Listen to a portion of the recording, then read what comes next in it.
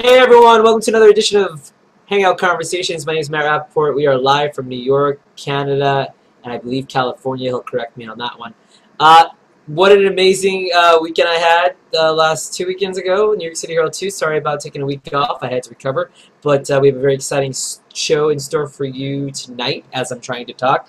I have Chinese food because I don't have time to cook anything. Let's see. I got New York City Hero 2 posts, pictures, videos. There's a hashtag for you to search for all that great content, and 3 more shows until the big 1-year anniversary of Hangout Conversations. Hopefully the 2 guys tonight will be able to join me for a little bit of that. I'm going to do a marathon, a hangout-a-thon, 24 hours with some spaces in between because you only get 4 hours a shot for each Hangout on air, so we'll do that, and hopefully I'll have Sweet 709 will be there. We'll have a lot of former guests as well. That'll be on September 12th at 8:15 p.m. Eastern, 5:15 p.m. Pacific for a whole 24 hours. And I guess I'll get up to go to the bathroom occasionally. I hope you'll let me. Amazing show coming up tonight. We're going to go where no hangouter pluser has ever gone before. So I'm excited about doing that and learning more about space and Mars. And I know you are too, and more about what Fraser and Scott are doing on Google+. A new episode of Plustainment Show with Jane Ellen is up now for you to check out, episode number 21. Very special happy birthday to her daughter, Jenna. I am using my cheat sheet. She made her a rainbow unicorn cake. I hope that she makes me a rainbow unicorn cake one day. Lots of new stuff happening on Plus this week. Lots of new features. It's crazy the amount of features. You have the vanity URLs, which I just got mine. If you didn't get yours, hopefully you'll get yours soon. Hopefully people will get them. It's plus, your name. And the whole subscription thing that came out, kind of cool, kind of confusing. A lot of new features I feel like they throw at us, and we're like, oh, a new feature, cool. What is it? Oh. So that's kind of, hopefully you're figuring that out, and you're figuring out, like, now you can't notify people through a circle, but you can email them, and then they have to subscribe to you by moving the slider all the way to the side, and then they get every post that you've ever made in your entire life, even the posts that you didn't think they'd see. So we'll see how that goes. I'm interested to see what your reaction is to all of that. A lot of other things happened last week as well. There was IRC kind of Hangout chat, and more countries added to Hangouts on Air. Lots of Hangout goodies. And I'm hoping with the mute notifications, less people will be blocked. Because, when you block people, you never really know. They might have screwed up once, and I feel like, the blocking situation sometimes gets out of control. But hopefully the mute notifications will stop people from spamming you. Another big shout out to everyone that came to New York City Hero 2. Awesome concert with Ryan Van Sickle and Rebecca Pearl, now up online to check out. Bruce Garber did the broadcast, the HOA. Tom Wolfson helped us out with Hangout Cast. Daniel Enlow, Lee Allison, Patrick Larvey, Brian McGuckin, Ginger Judge, Marsha Reed, Cliff Roth, Speed Painter, Mike Searle, Zombie, Byron Reppel, Boris Gorelick, Sally Morales, Paul Rustan, the country of Australia. It is a country as well. No, I'm just kidding. And a lot more. We had a lot of fun. But are you ready for some stars? You ready to talk with these 2 guys? Let's get down. I can't talk. I have mouth disease. Tonight's guest, one is a Canadian who runs a very cool site called Universe Today and co-hosts Astronomy Cast. He's a lover and passionate man about many things, including mostly science. But we'll find out what else. He's been around on Google Plus like myself, rocking it, and been doing HOAs for quite some time with his telescopes up in space. That's a telescope. While my other guest is also working with Fraser on virtual star parties, which we're going to talk about. And he works at Cosmo Quest, loves the cosmos. He is the American of the 2. Please welcome Fraser Cain. And, as I have to hit the button, it's Scott Lewis. Welcome to Hangout Conversations, gentlemen. Hey, Matthew, how's it going? Scott? I don't know if I looked the right way. Did I look the right way? No, it's the opposite Scott, of the way you think. How's it going? This way? Yeah. Scott, help! I'm in the middle. So how are you 2 doing? Thanks for being on the show. This is the first time I think I had 2 guests at the same time. Usually one comes first. So you guys, this is like a achievement unlocked. Well, it's the cameraman app. You've got it mastered already. I mastered the cameraman. Yeah, we used to call it staging. Now it's the cameraman. I wonder if they'll do angle 1, angle 2. Oh, look at that! All I did was introduce you 2, and my viewership went woo into space.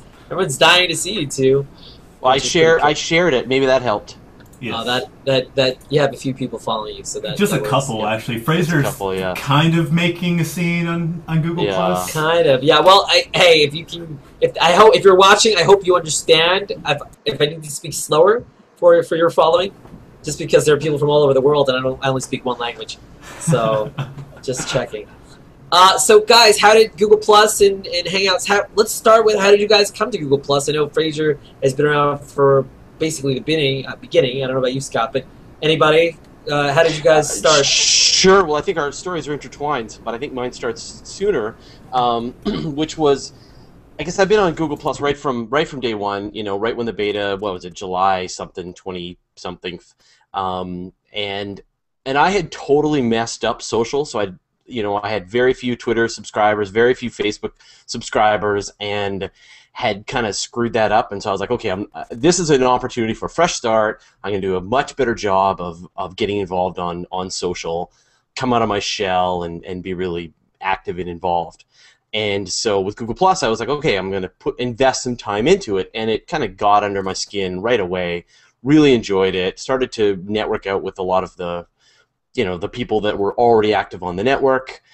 And we started playing around with Hangouts almost instantly, and we started to use them as a replacement to record our episodes of Astronomy Cast. And so this is this podcast that we do, me and Dr. Pamela Gay, where we talk about space and astronomy. And we were coordinating over Skype, but we thought, wouldn't it be better if we could do it as a Hangout, and then we could bring in a bunch of people to do it as a Hangout. So we'd have us recording plus another 8 people, which actually was very complicated to do because we're constantly having to mess with people's audio, and you got to make sure they mute, and it was very confusing. And so then we got involved in Hangouts on Air, which was awesome. And there was this guy, Scott Lewis, who kept commenting, noting, when I was rocking my Canadian scruff and such. And then when we tried this experiment with doing hooking up the telescopes onto Google Plus. Scott was giving a bunch of suggestions, and I just said, okay, fine, let's just get all that enthusiasm and get your help, man. And so he's been a huge part of the team from this point on. I think he's now in charge. Scott, you're in charge. You're large and in charge. Yeah, all the money that we get totally goes to me. I know. Money. all $0 is right here. And you're wearing a green shirt. Was that planned so you can get more money? Is that? Yes, Nice. it's my Venus Transit Authority, because we did an awesome Hangout on Air with the virtual star parties when Venus transited over the sun. We were all out there with people from all over the world broadcasting it. 6.5 hours, Fraser? It was long. Yeah, that was pretty. We were ready for 8, but in the end we lost all of our coverage after 6.5 hours. So doing the 4-hour Hangout for the Curiosity landing was a piece of cake after that. Yeah, yes it was. And I wasn't outside for all of it in the hot sun. I was a mile north of Mexico, hooking my camera up to a solar telescope, trying not to get sunburnt because I am pale, really, really pale. And I did get sunburned. But no, the Mars landing was a breeze compared to the Venus transit because I wouldn't have to deal with wireless. The actual broadcast. The actual Mars landing itself versus the transit, another story. That was a little bit more tricky. And the coverage was a lot more complicated. So I mean, if anyone watched it, it was actually very complicated. We had a lot of guests popping in and popping out. We had people on location. We had a lot of sort of well-known journalists involved as well, and it was a lot of work and it felt kind of like riding a bull to kind of keep the whole thing rolling at the same time, Nice. And there was actually a lot of people even behind the scenes that you couldn't even see, who were organizing guests and lining them up and getting them ready and then giving me a link so I could bring them on. So how many people would you say were helping you with that episode? 10, 20? What are we talking? I guess over the course, we had about 20 people involved in the Hangout, with probably 15, 18 people coming into the Hangout and a couple of people helping from behind the scenes. Yeah, huge shout out to Nancy. Nancy is awesome. Yeah, that's my senior editor at Universe Today, and she was lining up all the guests and getting them prepped and testing them and getting everything ready. So did you have to do some kind of on-air mobile, like your own kind of version of it to get some of these things going, or no? Well, we were ready. So I don't know if anyone sort of knows what happened, but what happened was, we've been doing all these live astronomy events. We did there was the eclipse, the solar eclipse. There was the transit of Venus, and then people said, "Are you guys going to do anything for the Curiosity landing?" And we thought, "Yeah, let's do something." And then that turned into, let's get Scott and Amy Shira Title on location at NASA JPL to actually report. Let's get Emily Lakdawalla from the Planetary Society. Let's get Miles O'Brien joining us from, you know, CNN and now PBS. So we got all these people involved, and you know, and then to try and sort of build all that up and get all of that technology all going at the same time and actually put on a show and cover it. It got pretty complicated. Yeah, it was like juggling chainsaws that were on fire half the time. You've done that too? Yeah. I didn't realize that with their mine bullets. It's crazy. Oh wow, a Jack Black reference. Sorry. But it went really well. I mean, we had about 7,000 people watching it live, wow. And we had about 30,000 people tune in over the course of the broadcast. Yeah. So over the course of the 4 hours or so, we had about 30,000 people watching. So yeah, Amy and I were on location at JPL. We were at Planet Fest, which is put on by the Planetary Society the day before. And so, you know, getting to hang out with Scott Maxwell and Bill Nye and some awesome people. Had these people ever hung out in their lives? Some of them, they all have? Okay. Yeah, they all had. Yeah, we had Scott. We did an interview with Scott Maxwell. He's the rover driver. Yeah. And then Bill Nye had done a hangout with Emily Lakdawalla for the Planetary Society. So a lot of these people have been tested out a bit. Right. I imagine, Bill Nye must be interesting to talk to. How old is Bill Nye? He's up there? I think he's in his late 50s, early 60s. Yeah. Oh, all right. Amazing guy. Yeah. Actually, there's a great interview with him on The Nerdist that came out just like a couple of weeks ago. Have you ever heard the Nerdist Chris podcast? Hardwick, yeah. Chris Hardwick, yeah. And so he interviews him for like an hour and a half, and he is so funny. So much energy. Yeah. You know, well, he's a comedian. Yeah. So, I don't know if anyone knows, but there used to be this show out of Seattle called Almost Live. And so we as people in Vancouver could watch Almost Live. And so Bill Nye the Science Guy was one of the comedians in Almost Live. And so he would do all the regular, you know, sketch comedy skits, plus he would do these science bits in Almost Live, and that's how it all sort of went from there. So yeah, I remember Bill Nye doing like Millionaire, had like the guest people. He was one of the guest Millionaire judge. Like you get to go to the celebrity of the day, and it was him. He was helping people out with questions. So not a bad person to ask. He's legit. He's a funny guy. Yeah, it'd be great to meet him in person sometime. Yeah, he's a lot smaller than I expected him to be. How big did you think he's tall? Isn't he? I thought he was like 6'8". You see him on Bill Nye the Science Guy, things like that, and you just see like you expect him to be this monumental person. And I'm 6 foot, and I think he's like maybe 5'10". And I was just expecting this huge figure because ever since I was a kid, I just worshipped this man. Watching him, I love. Did you worship Mr. Wizard too, or no? Not as much. Mr. Dress Up, completely different. Not Mr. Wizard. Not Mr. Wizard. No, it's not. He is not as cool. Or Neil Tyson deGrasse. Does he get a bad rap? Or we're still waiting for Neil deGrasse Tyson to show up. We've got. I screwed up his name. Star Talk. Yeah. Yeah, Neil deGrasse Tyson. Yeah, but I mean his Star Talk radio folks are involved here, so I'm sure it's just an inevitable period of time. But I mean he's super busy, right? So you get us. Imagine. You want Neil deGrasse Tyson, but what you get is us. And I want you guys too. Come on, I gotta start somewhere. We're happy to explore the space, and we'll sort of. You know a lot about space. I mean, sure, he knows a lot too. But you guys, he knows a lot. He's a very smart guy. He is an astrophysicist. Yeah. I hope to be one day. That's what I'm going for. But he is an astrophysicist. Stephen Colbert has landed him, so I can't be too far off the list, right? So that's right. That's how. When I think Colbert, I think Rappaport. So Rappaport, the report. Yeah, they're like it's like Rappaport report. The Rappaport report. That's how it happens. So all right, cool. So virtual star parties. How many have you guys done? Like about a lot. 30? Yeah, probably about 30-ish. Yeah. Cool.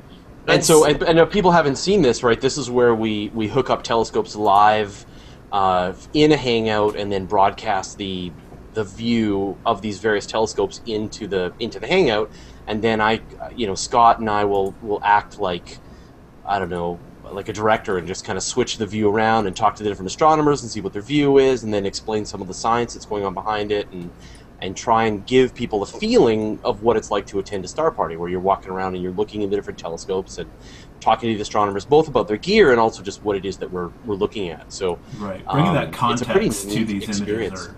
Images is great. Yeah, but at the same time, I mean, we've been advancing our technology as things have been going. So we're actually, really pushing the boundaries now of how this all works. You've got new telescopes coming online. People are actually modifying their gear so that it's better equipped to show into a hangout than to take long duration astrophotos, which is pretty neat. So there's a certain amount of excitement now that's going on, and people are hooking up these new telescopes. There's one guy that we're testing out with right now. He can get these amazing, beautiful deep sky images with like 15 seconds of exposure, and so he can go 15 seconds, let's look at this, 15 seconds, let's look at something else. Right. As fast as you can ask him, he can be bringing up new objects that look great. And how far away are we talking? How many miles are we talking? The telescope. Miles? We don't deal in you miles. Mean for the objects that he's looking at, like or for how? Like, what are we talking about? Like, so you're saying they're HD, they're great quality, and the telescope is picking up objects that are like can't even like your billions brain can't even your brain can't even think about it. Light years away. Yeah. No, these objects are very, very far away. Some of the galaxies and stuff we're looking at are hundreds of millions of light years away. Right, and some of the things we look at, literally, the light that's here now that we're seeing from these images, if we were at that location right now, they would be gone. They would have exploded already. The light is slow at that, at those scales that it's already gone. We're just watching. You're getting like the replay almost. Yeah, you're getting like it. But even without a telescope, you can see Andromeda in the night sky, and it's about 2.5 million light years away, I think. So that's pretty far. And it's another galaxy. It's a galaxy. Yeah. And I think it's cool just the fact that we can see that far, and the idea that you guys can broadcast something that far and make it HD quality is amazing. That is the amazing part. And it's from all over the world. I mean, we have people in Malaysia, in Turkey, New Zealand, Finland. Talk United States. Talk to me. Is there the major difference between looking at the sky from like the United States versus the other side of the world, like looking up at the sky? So what are some of the differences in that when it comes to that? Well, not from the northern hemisphere though, right? So in other words, if you're at the same, from Australia, maybe, right? Right. So if you're in the southern hemisphere, then you're seeing a completely different view of the sky than we see from the northern hemisphere. So we can see certain constellations and certain objects in the sky that they can't see, and vice versa. Right? They can't see the North Star. They can't see the Big Dipper. Right? But they get to see things like Crux and large they get to see clouds the and things Alpha like Centauri. That. So for example, you can't go out and look up and see Alpha Centauri because it's in the southern hemisphere. But which is the closest star to Earth, right? But some of the nicest nebulae and globular clusters are only visible from the southern hemisphere. So, yes, globular clusters. Globular. That's just an ongoing joke. Do you have with Fraser? Joke, yeah. Do you want? It sounds like a joke. Do you want? I have a Canadian accent. All right, I'm from Canada. What's that all about? In the boot. Hey, you are so. How's it going, eh? So being Canadian and all that. So is it astronomy and stars and like how do the Canadians feel about all that? Like, is there there's as much excitement up there that if there is down here. The joke, of course, is that we built the Canada arm, which is on the space shuttle, and we built the sort of more advanced version, which is on the International Space Station. So whenever Canadians talk about the space shuttle, we talk about the space shuttle with its Canadian-built robotic arm. So really, Canada's always lending a hand in space. We're always mentioning, leading with. Any sentence about the space shuttle or the space station needs to include the Canadian-built. Yeah, the Canadian-built. And that's the biggest thing about these science. Mars, the Curiosity landing. It's not just an American thing. It's a worldwide. It's from all different agencies. So I was gonna say I had an order of stuff to do, but the way you're talking about the world, and it makes me think about the moon landing. Should we wait on the moon? Do you have more to say before I jump right to the moon landing? We travel back in time. If it's like our virtual star parties, we bounce back and forth. Yeah. So we'll be back to Mars, I'm sure. We'll get our butts back to Mars. Not to quote Total Recall. So the moon landing, right? So it came during, I guess, during the Cold War, right? Isn't that the big thing? And everyone talks about how there's a lot of people that actually think it never happened. It was a conspiracy. We were trying to beat the Russians to space. I mean, is this thing gonna be? It's like JFK's like murder or conspiracy. It's like. Is it ever gonna just be totally cleared up? People be like, all right, we went to Mars or the moon, and we were on the moon, we landed, and that's it. Like, there's no arguing it. We didn't film it in a studio in Hollywood. Like, what?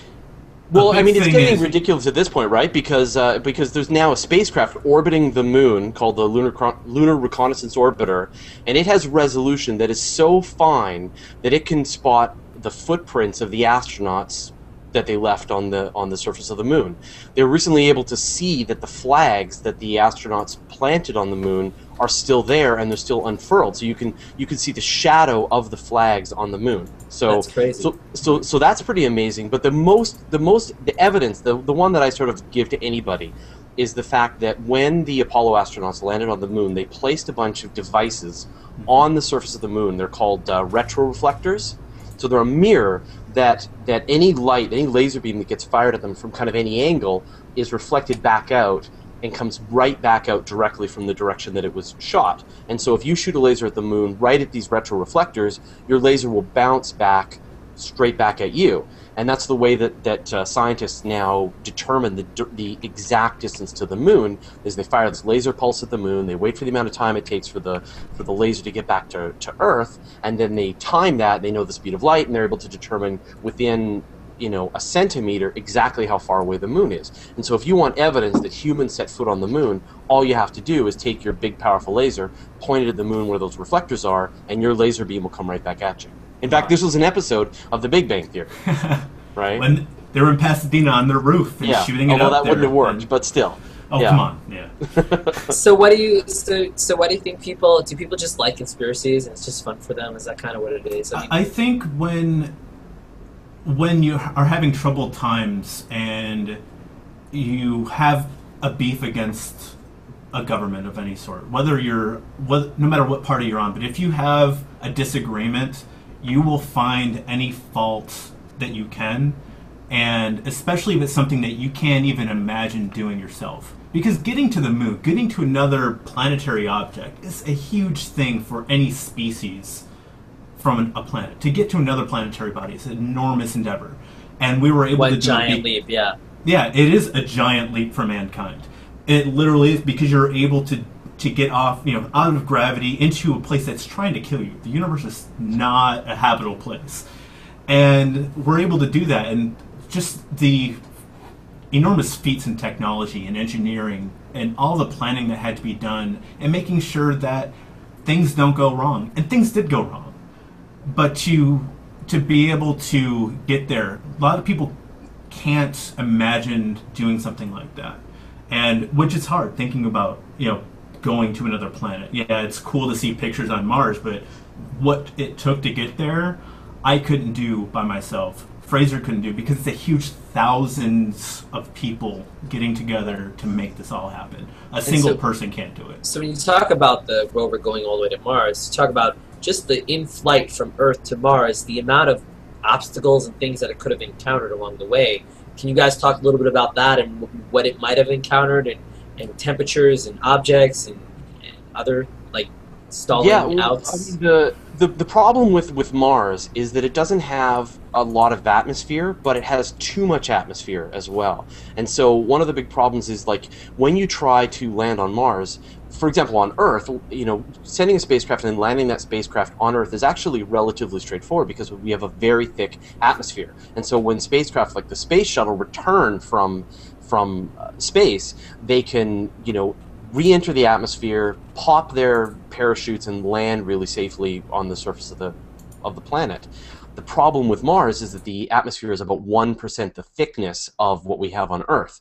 And so it'll slow down the spacecraft a bit, but there's no way that a parachute is going to be able to make it land. And so what they did was they developed this system, this retro rocket system that happened. So the spacecraft would enter the atmosphere, pop these parachutes, then the retro rockets would fire. And then with all of the previous spacecrafts, with the Opportunity and Spirit rovers, they had this cool airbag system, so the spacecraft sort of slowed down to a certain point, and then they just dropped to the surface, bounced around, and then opened up. But the problem is that Curiosity is just too large, and so they couldn't sort of drop it on the surface in these airbags. They had to gently place it on the surface.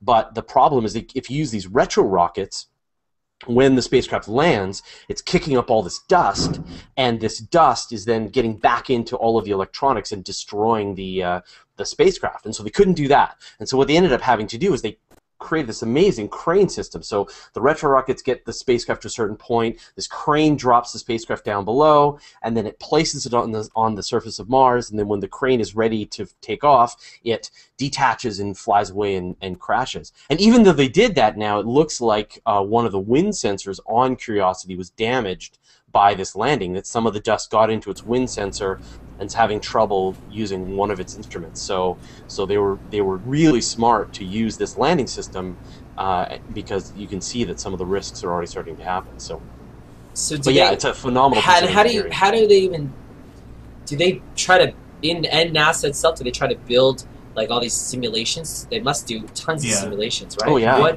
They tested everything individually. I mean, you obviously can't test this thing all put together. So there's a lot of theory being put into it. There's a lot of computer modeling. So they're using the physics that is there based on the gravity that's on Mars, and also what they know of the ground there, because it's not like dirt on Earth. It's a silica. It clings to things, so it's a very fine powder.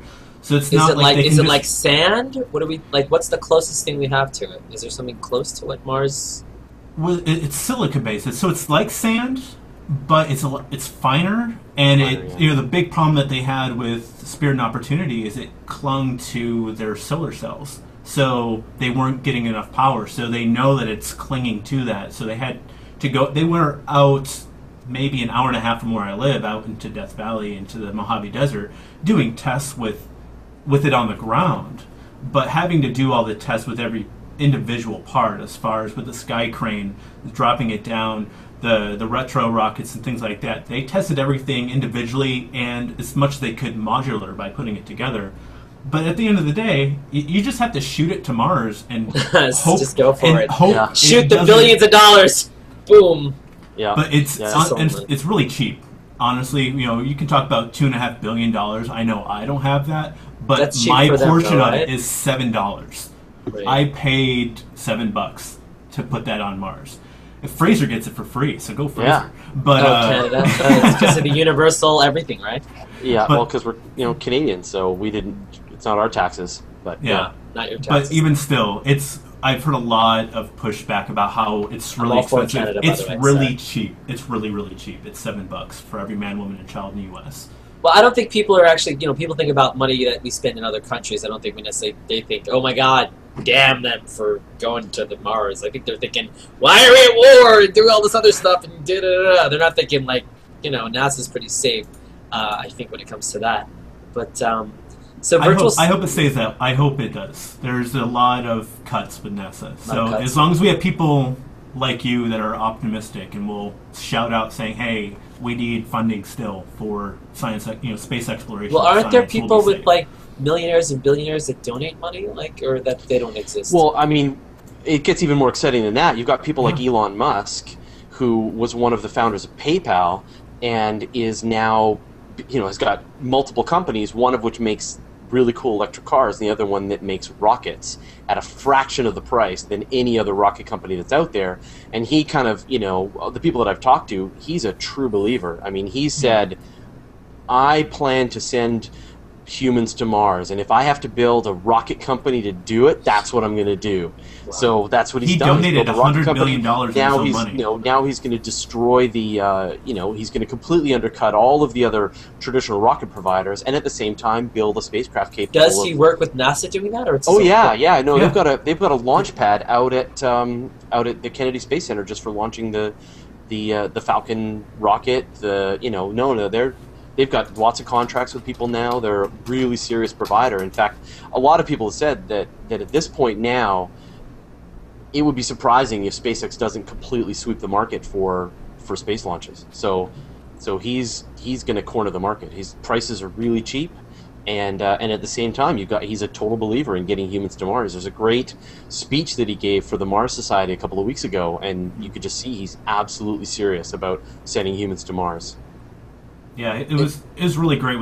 They just got the contract, I think, a week beforehand, or a couple of days before the Curiosity landing, and the Mars Society was there by Planet Fest at the Pasadena Convention Center, and Ian O'Neill, who I'm very jealous of, spent like the entire night with them before he came out to our party. You spent the entire night. Yeah, Well, Elon Musk. Yeah. I just left not 10 minutes ago, and then all of a sudden Ian shows up with Elon Musk at our Mars party downtown Pasadena. Like, really? You couldn't have texted me this? Yeah. He's like, I wanted him to myself. But no, they put the Dragon capsule. They've already completed missions. They've gone to space, delivered supplies to the International Space Station, and successfully brought it back down to Earth. So it's not if we hope that they're going to succeed. They already have succeeded. And there's just more for them to do. So what about someone like Richard Branson, who wants to do that whole shuttle people to space or to Mars? It's another really interesting way to approach it, right? Branson is going after the space tourism angle, so he's bought into Spaceship Two, and they're going to be launching people, and they've gotten several hundred people to lay down $100,000. I mean, again, they're going to be, it's not chump change, and they're going to be pushing this technology, and it's really just a matter of time. What is the actual plan that he has for people to just... Well, right now the way it works is you get on a Spaceship Two, you fly up to space, essentially, to whatever, 100 kilometers up, and then you get to enjoy a few minutes of weightlessness and then fly back down. And it costs $150,000, I think. So that's the current plan. How close to the moon do they get? Do they get anywhere near the moon? Closer than I am. Yeah, well, not very close. No, so the moon, right? So the moon is far. 385,000 kilometers away from Earth, and he's going to get you 100 kilometers straight up. So not close at all. Not close. And it's also not orbital, right? It's really important to understand that when what they're doing, they're going straight up, and then they're drifting back down, and then coming back down, which is a very different thing of going into orbit. When you go into orbit, you're actually moving, 20,000 kilometers per hour sideways, right? That's what those rockets are doing. Is they're not just going straight up; they're actually going sideways so fast that they go into orbit. They're falling at the same rate that they're, And the orbit kind of pushes them a little bit because the orbit has a force to it, right? Or no? Well, you have gravity pulling you down. Right. But you have... well, it's this classic experiment by Newton, right? So Newton said, if we shoot a cannonball sideways, then the cannonball is going to land a certain ways off, and if we shoot the cannonball harder, then the cannonball is going to go further before it. I'll pull a fill plate here and use one of them. So you got the Earth, right? And you shoot your cannonball, and the cannonball lands, and then you shoot it harder, and the cannonball goes further, and you shoot it harder, and the cannonball goes even further than that and goes around. So what if you shot the cannonball so hard that it went all the way around, and then it would just be doing this? And that's all rockets are doing, is they're just shooting themselves around and around and around, right? While what Spaceship Two is going to do is they're just going to go up. And kind of like a free fall, just up. So you need a lot less energy to do that. Definitely. So and how long do you think something like that overall that trip would take? Time. You're 10 minutes. I mean, I think the total flight time is like 2 hours of getting up, enjoying a couple of minutes of weightlessness, and then coming back down. Right. Interesting. Yeah. I'm sure you guys would love to be on one of those. Hell no. He's like, no? Why not? No. Why? Tell me why. I was scared the pants off me. I will wait a long time. You will wait until we have Enterprise ships, right? Yeah. And sign me up. I did an interview with Story Musgrave, who's one of the most accomplished astronauts in the NASA, of the NASA astronauts. I think he's been to space 4 or 5 times. And I said, was it fun? Did you enjoy launching into the space shuttle? He said, "No, I did not." He was peeing his pants. It's you're on an explosion that's a controlled explosion, and people have died, and it's you have a very good chance of dying. And he said, you don't feel like you can relax until those engines shut off, and the whole time it's a really uncomfortable experience. What about the way back too? The way back is pretty scary too, right? The way back is as dangerous, yeah. So both cases would be terrifying. No, I think I'll wait. I'll wait till it's a lot safer, slower. I'll beta they've got test some it kind for of you, nice Fraser. balloon that takes you up there, a cruise ship kind of thing. I'll do that. What movie am I thinking? Space Camp? Which movie is it? Maybe Space Camp. Maybe it was another movie where they were really, or maybe it's Apollo 13. I don't remember, but when they're trying to line up the orbit or the flight plan to come back to Earth, it's Apollo 13. Is it Apollo 13? Okay. Because Apollo 13 was a pretty amazing mission too, right? That Yeah. was pretty. Oh yeah. No shit. Being no able shit, no to shit. overcome mission failure and still get back safely. Yeah. It's hard enough doing what they were supposed to be doing in the first place, but when everything goes wrong and are still able to come back without losing anybody. Well, they know that Hollywood wants to make a movie, so things have to go wrong. I mean, otherwise, things went right, it'd be boring. It'd be like, all right, Yeah. they're there, And they're it's hanging done. out. They could Yeah, get a they're- lot more money. Yeah. They're Right. having some styrofoam ice cream and enjoying themselves. Have you ever had that? I You have ever- had that. Yes, Yeah, I've had it. They sell it at the planetarium. It's okay, not too terrible. What's the worst space food you guys have tried? Is there something that was I just haven't tried any space Oh, you food. haven't? Sounds- Really? Or astronaut No, food? I've tried the not freeze dried ice cream. Yeah, that's it. No, last time I went to But, Kennedy Space Center, I forgot what I had, but it was disgusting. And, You had some astronaut food at the Kennedy Space Center? yeah, Oh, they were. were. I mean, they were just selling it. The different prepackaged ones. What were Oh, some of the ones you okay. had? Do you remember one that you had? The Neapolitan ice cream, Okay, you got which ice cream again too. was a brick of chalk that was sweet, and that's about it. Now, I was is there- a little jealous. They had a job, and I think it was in Hawaii, that you were secluded from everyone, and you're in, I think, with maybe like 5 or 6 different people, and it's to be secluded but also test their new space food. And which is awesome. I would totally do it. But I don't know if I want to be stuck where I couldn't get out and eat food I've never had before, because it just sounds like a dangerous experience. I've had some good food, and I've had some really bad food. I just don't want to be secluded and not being able to escape and have some really bad food. We got some comments on YouTube. DMG0003 said Curiosity's view back at the landing site showing the 4 rocket blast marks was so awesome. So thanks for that comment. Yeah, so one of the things that was really cool about this landing was that they, at the same time that Curiosity was landing, they had another spacecraft called the Mars Reconnaissance Orbiter that was flying overhead. And so their job was to take pictures of the spacecraft as it was landing. And actually that was one of the first guests that we had on our Hangout, was the guy working on the team to try and capture this image. And he felt pretty confident, and he was right. And the image is beautiful, and you can see the parachute, and you can see the spacecraft underneath. And then a couple of orbits later, they got this beautiful image. You can see the surface of Mars, you can see Curiosity right there on the surface, and you can see the spray of where the rockets blasted the surface of the planet. And then from the rover itself, you can actually see these scorched patches out on the horizon, sort of out on the surface around the rover. Just amazing that it's all coming to play. And the other thing that was even really lucky was that as the Curiosity was landing, one of its cameras captured an image of the landing crane flying off and crashing in. You got this puff of smoke, like a sort of Wile E. Coyote puff of smoke happening off on the horizon. It was quite amazing they caught that. They were not expecting to get that at all, and they got it. So It's kind of funny with Emily Locke-Dewala. She always would talk about the 7 Minutes of Terror in the video, and she's like, they never show the Wile E. Coyote poof.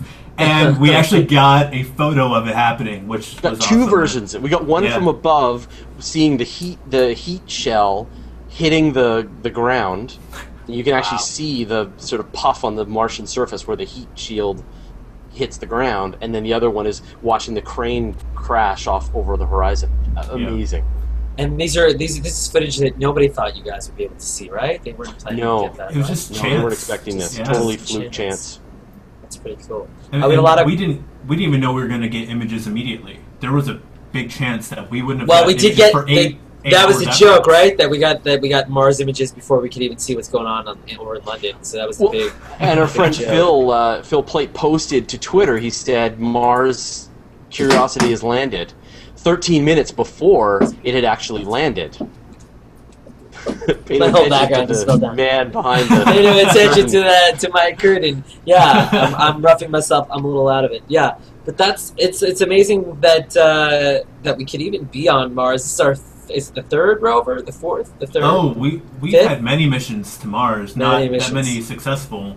I mean, I sent you my little photo book on Google Plus on the different rovers we've sent. The landers and what we have the We have the Mars Reconnaissance Orbiter. We have Odyssey there. We've had Sojourner and Phoenix and Spirit and Opportunity, but we're not the first persons to get there. You know, the Soviets sent. You know, beat us again.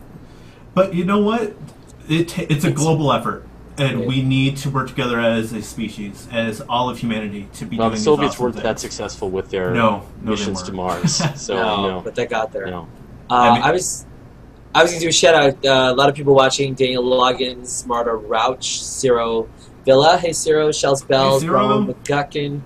Lots of awesome people reshared and +20. So thanks for that. And Daniel Loggins said space elevators ?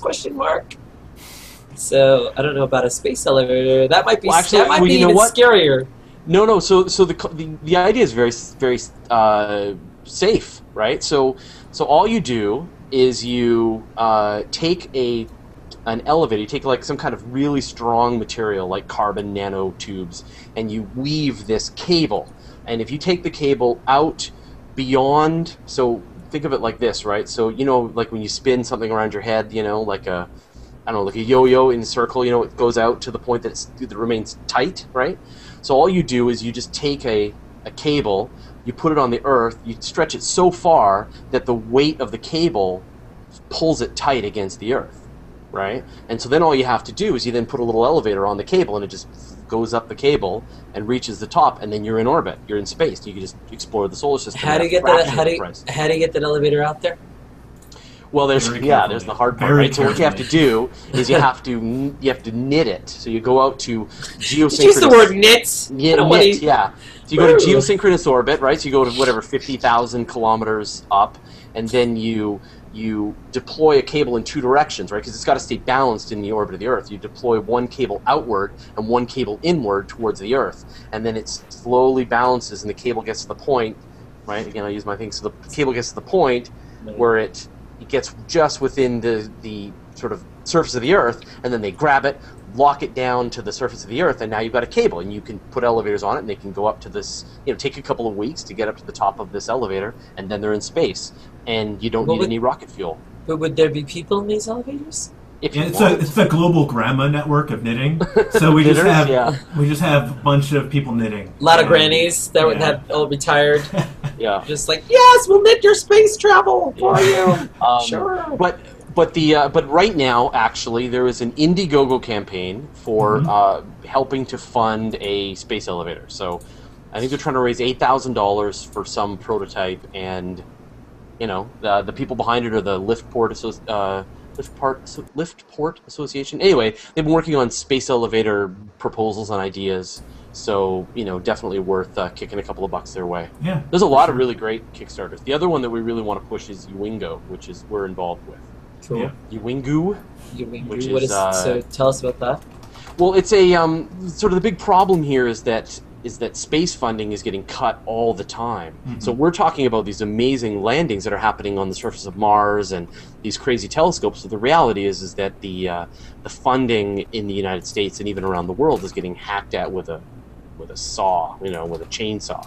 Huge budgets are getting cut. Huge, missions are getting canceled, and some really amazing stuff is just not happeing. And we had a bake sale for it, actually. We had a bake sale. I know, we had a bake sale. They did a car wash to help raise money for space missions. And so you mean like girls in bikinis kind of car wash to raise a lot of money? No, it was a bunch of us nerds. We were just outside nerds JPL. In bikinis? Okay. And nerds in bikinis. I wasn't in a bikini. No. But the right, so a lot of really sort of very famous people in the space industry, led by Alan Stern. He was the director of the planetary science missions at NASA, is leading this sort of private organization that's going to try and help raise money for space missions. And it's pretty interesting stuff. So there's some great videos, and you can sort of see more about what they're doing, trying to raise some money to kind of get this whole thing kickstarted up. And anyway, it's a really neat process, hopefully to try and take some of the load off of the government organizations and start to get the general public involved in helping fund these, you know, and that's interesting you bring that up, missions and telescope and things like that. I was going to bring up that Chris Perillo, who I've had on the show, and he's actually over at Cliff Roth. You don't have to go watch Cliff Roth and Chris Perillo. They'll be recording later. You should watch us live. But he actually was talking today on his blog about, instead of having to pay taxes, you know, for all these programs that you don't care about, why not have all these Indiegogo, like you're saying, Kickstarter, Indiegogo, all this stuff, and just every year fund the ones you want to fund, and then these things will get funded, and I'll start a Kickstarter for the potholes in front of my house. There you go. Yeah. Exactly, right? It might work. That might work. I don't know who's going to get an independent contractor and zoom right in, and the mafia comes in going, "What are you doing? You can't do that!" And then everyone's dead. It'd be a shame if there was another pothole in front of your house, wouldn't it? We wouldn't want to make a mess in front of your house. You know what I'm talking about? You want to go into space? Pow, to the moon. So what about Curiosity Mars? So hopes about what we're gonna find on Mars. Like talk a little bit about what the capabilities of the rover are and what it can actually discover as far as life and chemicals and other things that we haven't been able to. That's the biggest thing with MSL, with Curiosity, and there was a great analogy that was being done at NASA. They're saying that Spirit and Opportunity were like the first geologists going to Mars with a magnifying glass and a hammer, just going through trying to figure out what's there. The Mars Science Laboratory is a laboratory. They're able to do and see the chemistry that's there. They're looking for the hydrocarbons. They're looking for the building blocks of light.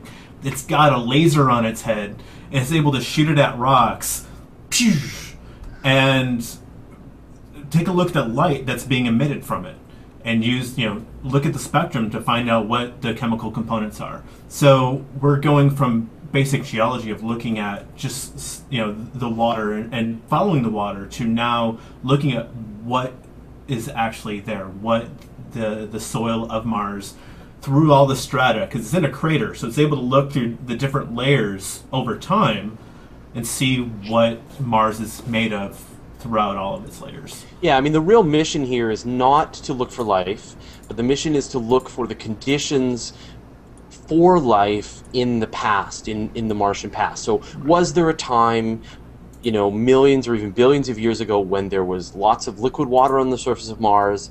There were organic chemicals on the surface of Mars. Was there some kind of energy source that was potentially supplying the raw resources for life? So they're looking for those kinds of environments to maybe give some indication that there might have been life on Mars in the past.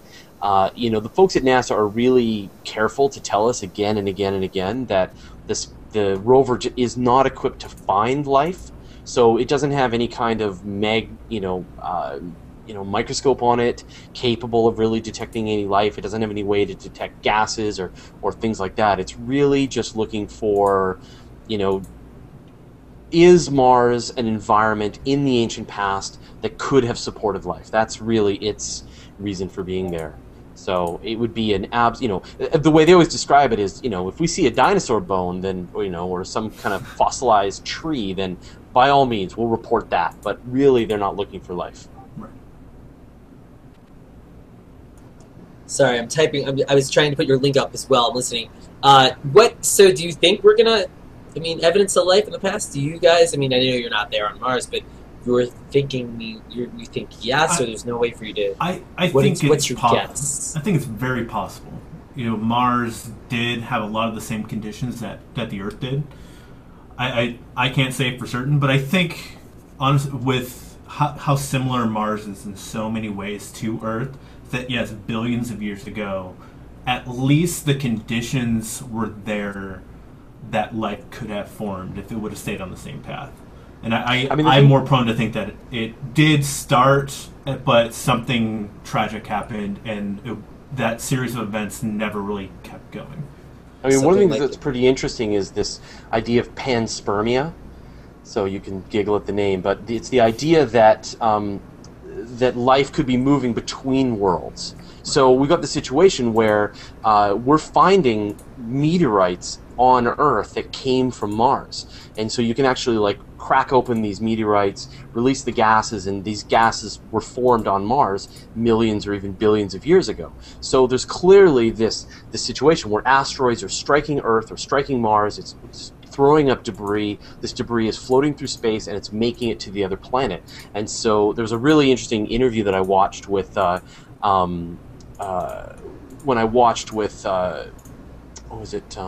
Lawrence Krauss, and he said that he would be surprised if Lawrence Krauss he would be surprised if there wasn't life on Mars that was related to Earth. So in fact, it may very well get to the point where Earth and Mars are actually related to each other. And that would make sense because our solar system was made out of the same monumental, explosion that happened when our sun was created, when it came to be. Everything that the rest of the planets are made of is the same thing as Earth. It just happened to coalesce in different ways. So we're all with the same building blocks throughout our solar system. It's just a series of events that happened in different ways based on how far away it was and the way that gravity was. So, no, I completely agree with Dr. Krauss there. That I would be completely surprised. Yeah, and one of the other things that's really interesting as well is there's indications that there seems to be some source of methane on the surface of Mars. So, there's been hints from some of the spacecraft that they're seeing this methane in the atmosphere of Mars. And the thing with Mars, with methane on Mars, is that there has to be some source that's producing it. Now, you can have a natural source like volcanoes, but it's pretty hard for that to happen. More likely underground, probably, right? Yeah, it could be some kind of some crack of methane that's being released from some volcanism or something. But the other situation is that you could have a case where there's some kind of bacteria that's consuming some energy source and releasing methane into the atmosphere, and it's being detected. So there's plans in the works to send an actual separate orbiter to Mars that's going to look for methane in the atmosphere of Mars and try to really narrow down and see if there are actually sources of methane. Are there cracks, fissures, places where methane is leaking out from the planet? And that might be the place that people are going to look for life in the future. Cool. Someone was mentioning that I'm loud and I have studio mode on, and it's not just for concerts, but they were like, well, maybe are they mentioning that I'm loud? Are you loud? No, who's loud? I think they said center. Well, Matthew, you are loud anyway. I'm normally loud, so studio mode might have put me. I mean, would you be offended if I went into voice mode? I would be offended. So offended. See, all right, so there it is. All right, so tell me about. If you're watching recorded, you're like, what did I just ask for? Oh, it sounds different to me. Yeah, it does sound different. Does it sound better or worse? It sounds worse. You sound a little tinny. No, that's tinny. Okay. It's like voice anyway, right? Right. Studio. My voice is tinny. That's the way I roll. We were gonna sing. I would have you guys play it. We were gonna do a song for you, but now that's ruined. So that's not happening. I wrote a song and everything about space and go for it. Come on. Space. You had Bruno Mars here. Bruno Mars. Somebody Mars. Life on Mars. So I guess I'll jump around because I am in entertainment, sci-fi, movies, TV shows. Is there any movie or TV show that's related to space, related to exploration or aliens or anything that you guys think is sort of on that realm of possibility that comes to mind, or aliens, or X-File episode, or I don't know. Total Recall is probably not going to happen, but yeah, I don't watch sci-fi for ideas of what could be. I watch it because I'm a huge nerd and I like to be entertained. Yeah, sure, but you totally live it. But occasionally there's an idea. I know I talked to you, Scott. We talked about cryogenics and freezing and trying to get people to be able to be frozen, and how that's almost seems impossible to get that right. Well, there's pieces, there's tiny little pieces of scientific rigor that happen in some science fiction stories, but most of the time, it's just not. I mean, my daughter and I were joking about this. We were watching Star Trek, and in the 23rd century, whatever, they're going to have these little, flat screen devices they carry around that, touch screen that they can, but that in the far future they'll have those. But, we have them now, right? Right. So, that's true. Although we can't beam each other, we can't transport. That would be... Yeah, that's true. I'm just looking for the replicator. I'll never have to cook again. If I want something, computer... and there it is, and that's all I want. But people are making 3D printers to make meat, so yeah. Where would they get the pork chop to make all that stuff? You'd still have to pay. That's the big thing is it needs to come from somewhere. You're not just generating atoms out of nothing. So there's little tiny pieces, right? So you look at things like 2001, where they've got the orbiting spacecraft to provide gravity. They've got it rotating, and that provides gravity, which is great, because to have a gravity generator like they have on Star Trek or Star Wars or any of that is ridiculous, right? You're not going to be able to generate gravity. You're going to need some way to create artificial gravity through some rotating spaceship. So they handle that well. There's no sound in space, so if you're going to, you know, was it Firefly did a really good job sometimes of showing some of the fight scenes where you're out in space and there's no sound, right? So in space, no one can hear you scream, right? No one can hear you scream, yeah. But they can. So anytime you see a spaceship go by, you're not happening. No, ever. You wouldn't have that, right? People have thought that if you go outside in vacuum that you would explode, but you actually don't. You just kind of freeze dry. Yeah. So and get horribly bruised. And so there's an episode of Battlestar Galactica in the new series where they have to jump from one spaceship to another through the vacuum of space, and they handle that really, really well. Which they were really lucky because they had a PhD astronomer on board the ship as a science on the show as a science set. It's real. It's a real on the ship. Like WWE wrestling is real. What? Don't lie to me. But you know, things like, you know, you look at things like Armageddon. You know, well, you know. What about something like Deep Impact? Something like that could happen, right? Where the asteroid hits. Impact was better, except for the part where they tried to stop the comet. You know, that part was ridiculous. So yes, a comet could show up out of nowhere and devastate the Earth. And in fact, there's some really interesting projects that are being worked on right now to try and stop that. I mean, there's the I always forget the number. 612 Foundation, I think. I believe any number you give me this point. So. Yeah, you believe any number.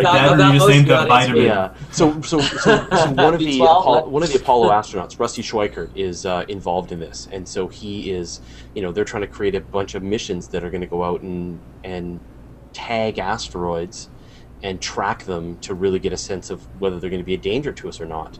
There's the Planetary Resources Company, which is getting set up to start mining asteroids, and one of the first steps they're going to do is try to map out the location of every asteroid that they can find out in space. So that'll give us a much better sense. And if you think about it, that makes sense. We're growing our presence, you know, from the Earth and the Moon and Mars. We should know what's around us. You're becoming, you know, stellar cartographers. You're mapping what's around you. And, you know, a shameless plug here is CosmoQuest. I mean, you're able to map the moon, and anyone can. It's actual scientific research. But, you know, we have the ability to do this, and why shouldn't we get to know our intimate space neighbors? You know, every time there's a comet or an asteroid, even like if it's kind of not even nearby, they say, "Oh, there's a tiny chance that it could hit the Earth," and we could all go. There's a lot of stuff out there, and and the thing is that we can see the asteroid belt. We know that, you know, we just had the Perseus meteor showers. We know that there's things that happen, but there's a lot that we don't know about. There's a lot we need to know about. The Earth has been struck before, right? Oh yeah, all the time. Yeah. It's being struck by, you know, we just had the meteor showers. We just had rocks from space rain down on the Earth. If you haven't cleaned your gutters in a while, you can go and take the gutter sort of crud out of your gutters and run a magnet through it, and you'll get metal chunks out of your gutters, which is meteorites hitting your roof. So that's pretty cool. That is pretty cool. That's I gotta clean my gutters right now. He's like, I gotta get some and take a picture. I'm glad I'm in an apartment. I don't have to do that. Yeah, you don't have to clean meteorites off your roof like the rest of us homeowners. I know, it's a hard knock life, Fraser. Yeah. So do you think? So now we talk about Mars. Do you think that Jupiter is like crazy far off, or we already have stuff out there on Jupiter, but not like a rover? It's landing on gas. Is Jupiter? There's no solid part of Jupiter. No. Okay. So Mars is the only planet besides Earth that somebody can land on. No. Well, no. People have landed on. The Soviets landed a bunch of spacecraft on Venus about. Because I thought Venus was mostly gas. It's got an atmosphere. But Venus is a twin of Earth. So Venus is essentially exactly the same size as Earth, but it has an atmosphere that's about 100 times thicker than Earth. Hotter So too. it's a horrible place to go, and it's poisonous, and it's sulfuric acid, and it's It'll melt 400 your face degrees. off. Yeah. So Venus and Jupiter are both places we don't need to go. There's not Oh, much we can should earn. we should Oh, we definitely gotta go send to all stuff of it. there. Yeah, we all Jupiter should. specifically, yeah. I mean, Jupiter's really interesting because there's some really fascinating moons around it, right? So you've got Europa, which seems to be this world that's covered in water ice, and has this thick layer of ice surrounding the surface that seems to crack and shift and move. And so then, because you've got this ocean of water underneath this shell of ice, is it possible that there's some heat source underneath that's keeping it warm? Is there life under there? So it's actually one of the most interesting places, one of the best potential places to find life in the solar system is this icy moon of Jupiter. Right. So no, every planet needs to be explored. And Pluto, we're going to go to Pluto shortly in another 3 years. Yeah, it's on its way, and we have the opportunity too to find out. Even though it's not a planet anymore, it was launched as when it was a planet. So it's funny. It's funny you mention that because I do a little G4. It's a this or that kind of thing, and Pluto's in there, and we're covering all that. Let me do it right now. There's no right answer. This or that. Mars or Jupiter or other. What planet is either your favorite or the one you desperately want explored? Well, I'll give you mine then. So there was just in the last week or so, NASA put out a sort of decided on their next mission that they're going to run, and the next mission they're going to do is send another mission back to Mars. But the mission that they had as a potential idea was to send a boat to Titan, which is Saturn's largest moon, and they were going to. There's these lakes of liquid hydrocarbons on the surface of Titan, and so they would land a boat and have it sail around on these lakes on Titan, and I just thought that would be just amazing. That would be awesome. That's what I wanted. Would the boat be able to like this? What is exactly is the liquid that it would be boating around in? Or? It's liquid methane, right? It's right. Liquid hydrocarbons. So it's so cold there that the methane that we view as gas, it's so cold that it's actually a liquid. So they'd have to build a boat that would not completely freeze, right? Yeah. Basically. Yeah, it would be a very tough boat. But this is what we talked about before, right? Where you've got these cancellations of these missions. So money's getting tighter and tighter, so they had to choose between 3 amazing missions.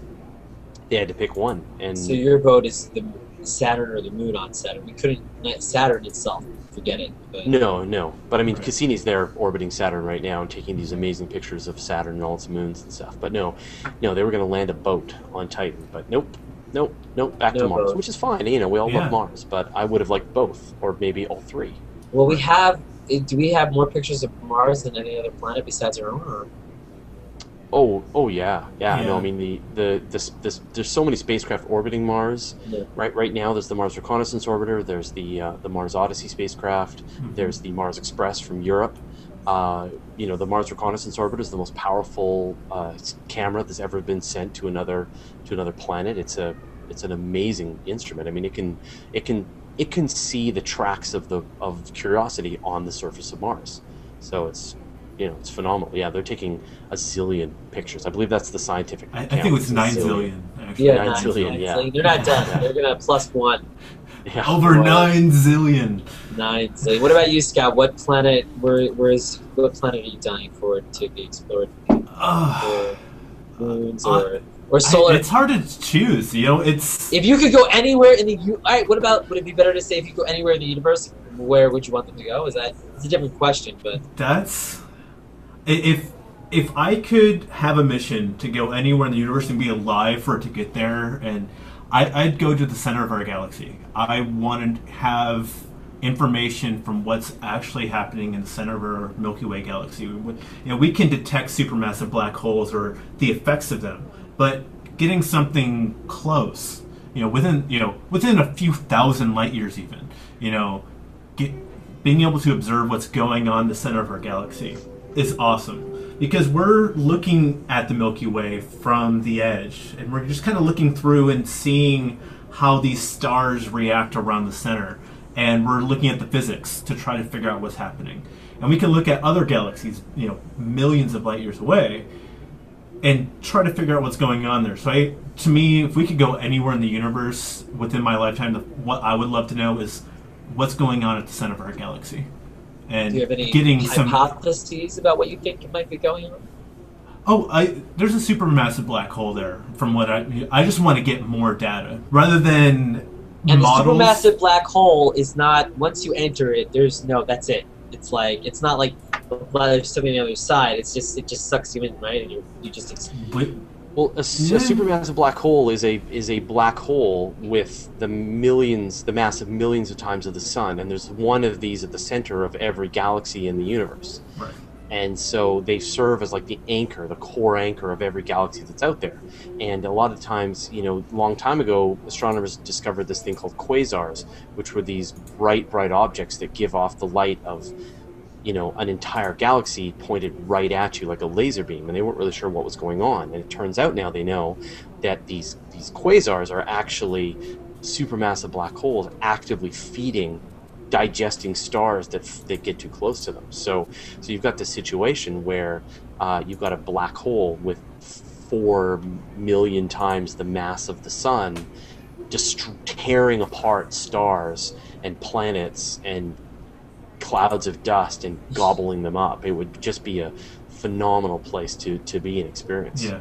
It almost sounds Don't like... get too close, though. Right? It almost sounds like it's almost like this black hole runs every galaxy and it could just like suck us all in and destroy us, right? You could replace the sun, right?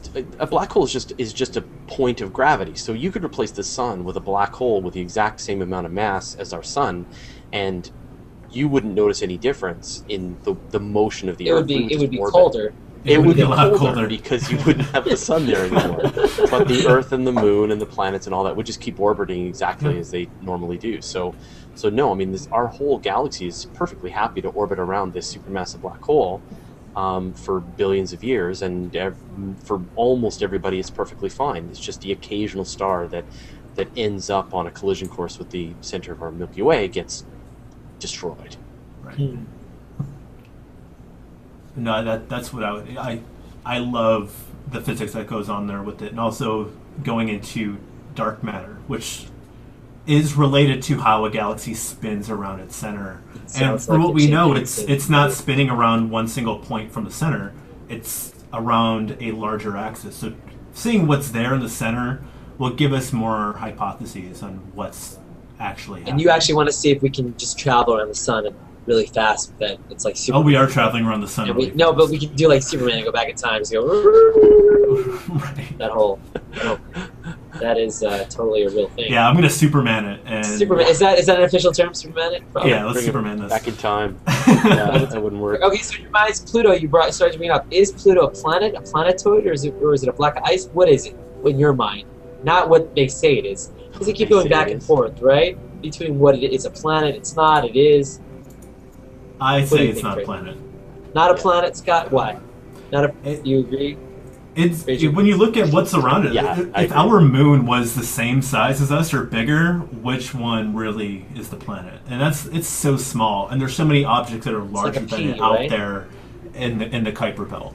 So there's Pluto many is things. about the size of Russia. Right. When you think about it. So it's about as big as Russia. And huge shout out to Mike Phillips for getting that image when I was at TAM. I missed it live, but Mike Phillips is awesome people. He got it in his telescope in the virtual star party. Yeah, we actually got Pluto in You were the able to virtual see star Pluto, party. wow. Yeah, it was pretty cool. So how can you, it was blue? How can you describe it? Like what? It was he had his telescope pointed in the right direction, and we got an image of it in the Hangout. Cool. So it was a dot. It was a dot. There wasn't much there. But no, I mean, the whole problem is that Mike Brown, an astronomer at Caltech, discovered another object, Eris, which is probably bigger than Pluto, and it's further out than Pluto. So now the question is, if you've got another object that's bigger than Pluto, is that a planet? And what if so you can't have 9, right? You're gonna have 10. And then what if they find another one? Now is it 11? You want to just keep changing the books? So this is the problem, right? Is that we've got they're now turning up all of these other objects that are bigger than Pluto further away from the sun. So we can't turn back. So you're not going to have 9. And so a lot of people, they just want there to be 9 because that's what they remember. Right. But Right. science tells us that there's an object that's bigger than Pluto, that's further out than Pluto. So they're waiting for all made those this people, all the generations above us that remember the acronym and they're like, let them, when they go away, they pass away, and then we'll go back. Pluto's gone. Right. My very excellent mother just served us nachos. It works. Yeah. It Still works. do it. No pizza, no pie, or whatever it was. I don't remember what P stood for. And what Fraser was saying there about it is when you have new information being come in, you have to draw a line somewhere and say, okay, we're going to classify this as a planet, as this not a planet. And unfortunately, Pluto didn't make the cut based on what we're finding that's out there now. And that's just what it comes down to. But it has there had to be a line. It has drawn. a Disney character. What else does it want? I mean, Right, come on. seriously, that's more than most planets have. Okay, so now the other two were just movies. Which movie do you like better, Total Recall or Aliens? The original Total. I don't know if you saw the remake. Aliens. Yeah, times 1,000. Aliens. Times 1,000. Aliens versus the original Alien. So that's Yeah, someone. I like them both. Yeah. I did not see Prometheus. I've heard mixed things about it. I don't know if you saw. It was no good. No. Really? I haven't seen it yet, so... No? Oh, no, it was no good. He's Well, like, don't. there's some stuff that were no good, but there was so many plot holes and inconsistencies in that movie that just... What about kinda visually? Was it visually cool It at all? was pretty, yeah, it was nice. That's But, good. yeah, no, it was a lovely picture. But no, the story just drives you crazy. Because even with the most convoluted, most clever sort of explanation for what's actually going on, it still falls apart. Does it connect to the other movies at all, or it does? Yeah. Okay. Yeah, no, they definitely explain the other movies, or the Alien for sure. But at the same time, you're so sick of the convoluted plot. But as bad as it is, still not as bad as Alien vs Predator, right? I don't think I've even seen that. It's like they go to Antarctica. And all, But Alien versus Predator, they just had aliens fighting predators, right? But with Right. Prometheus, they tried to explain this complicated mythology and science, and botched it. So no, it was. But they did have profoundly Charlize Theron around to be eye candy for you, and whoever else. So you just add pretty ladies and it's used okay. to have Pretty Ladies. Well, I don't know. They never claimed it was bad. My very TV, exotic mistress just showed up. X Files or Fringe? Do you prefer one? They both explore weird science, interesting. I like the X-Files. X Files, more about aliens. I like them both actually. I liked Fringe. Yeah, I mean I like X Files better just because I think they did it first. But Fringe was pretty neat. Yeah. Well, and the truth is out there. I mean, Right. Yeah, Fringe deals more with bizarre science versus aliens. So that whole thing. Again, they're both ridiculous for actual scientific accuracy. yeah, So, I think you're talking to the nerds instead of the astronomy yeah. people. The nerds in us, sci-fi. we're able to compartmentalize, right? We're able to say, Of course you are. This- There's more than just stars Yeah. in the world. yeah, we're able to fully compartmentalize and say, okay, is it a good show? But it's hard when you do have a certain knowledge about science that you see this stuff, and then they make these mistakes, and you just say, like, why did you have to do that? And in fact, if you watch Futurama, a very recent episode of Futurama, they sort of explained the Matrix, and they said, well, the Matrix actually is real. That humans, who would have thought that humans would have been batteries, and wouldn't it take more energy to power up a human would require more energy just to keep it alive than it would work as a battery. It was and this was the joke that I was making with all my friends is what would make a better battery than a human being? Anything. and then they covered it in Futurama to the point that I just felt fully vindicated. I was cheering watching Futurama. So It takes a adult cartoon. Yeah, exactly. To make it Actually, Actually, I think he problem, stole right? it from you. You talked about it in Astronomy Cast, didn't you? Come on, maybe you know maybe that. that's what it was. But Hey. yeah, no. So you're watching The Matrix, and then that's what they describe. And you just go, oh, come on, because there would have been a much better like, for example, they were using all these human beings for a neural network. That would have made sense, right? That would Right. and then boom, you got a big computer, and they're living in their computer, but they're also providing the computer. That would have explained it. Wait, But the no, movie they came up itself with just this says we're stupid answer. batteries. Doesn't say why, right? Is that basically it? because they thought the humans made a good battery, which is ridiculous. So why would that's they all I'm need saying. us? Why would they need us when they have? Oh, because the sun dies down, right, or something like Yeah, that. or the sun, or nuclear energy, or whatever, or anything, or a potato, as That- we say in the Futurama episode. So, but the point is that that's that's part of the blessing and the curse, right? Is you watch a story, and if they make a science screw up, it gets in pretty deep, and it's it's hard that to sliver.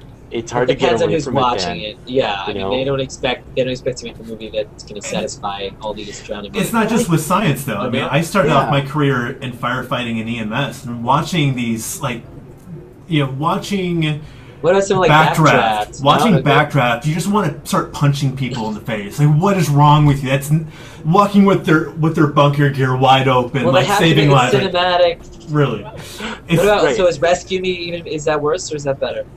Rescue Me is a little better. I mean, they have Dennis Leary's friends with a lot of people that are firefighters, so they have consultations there. However, it's still a TV show, so they have to make it look cool. Right. They have There- to. There's But things I'm where you sure- go in there like that's stupid. Why Yeah. would you do that? The same thing with Law and Order and lawyers and I'm cop sure shows with I've heard cops. House drives people crazy. Doctors. Yeah. Drives like medical people crazy when they watch it because it just doesn't fly with them. Because But, it's lupus. I watch it with my wife. It's always and lupus. this is a great show. It's always an lupus. entertaining show. It's That's totally always- legit. So It's always that way.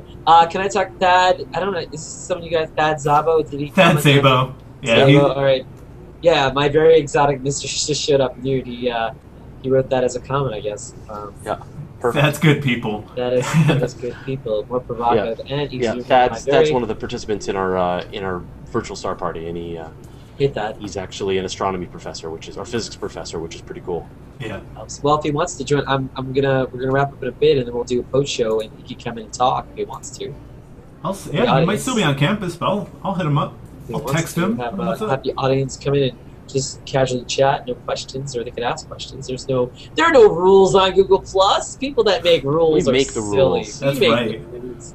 We There are no Google rules. Plus. We are Google Plus. What else? What else we got? So You Mars. said you wanted to talk about Google Plus at some point, right? Because it was a Oh, yeah. crazy day today. Yeah. I'm gonna get there almost there. You're like, we're sick of space. You guys ever get sick of talking We're about sick of Mars? space. No. That's all we ever talk Sick of about. it. Never. That's all. No, never. It's awesome. There's so much to talk about. What about time travel or other life? Like those two things. Like those are the big things with movies: time travel and other life out there. Those. Do you think either one will? Well, other life will happen first. We'll find. I'll let Fraser do time travel. I know Fraser's on time travel. He's like, Back to the Future made sense. No, Back to the Future.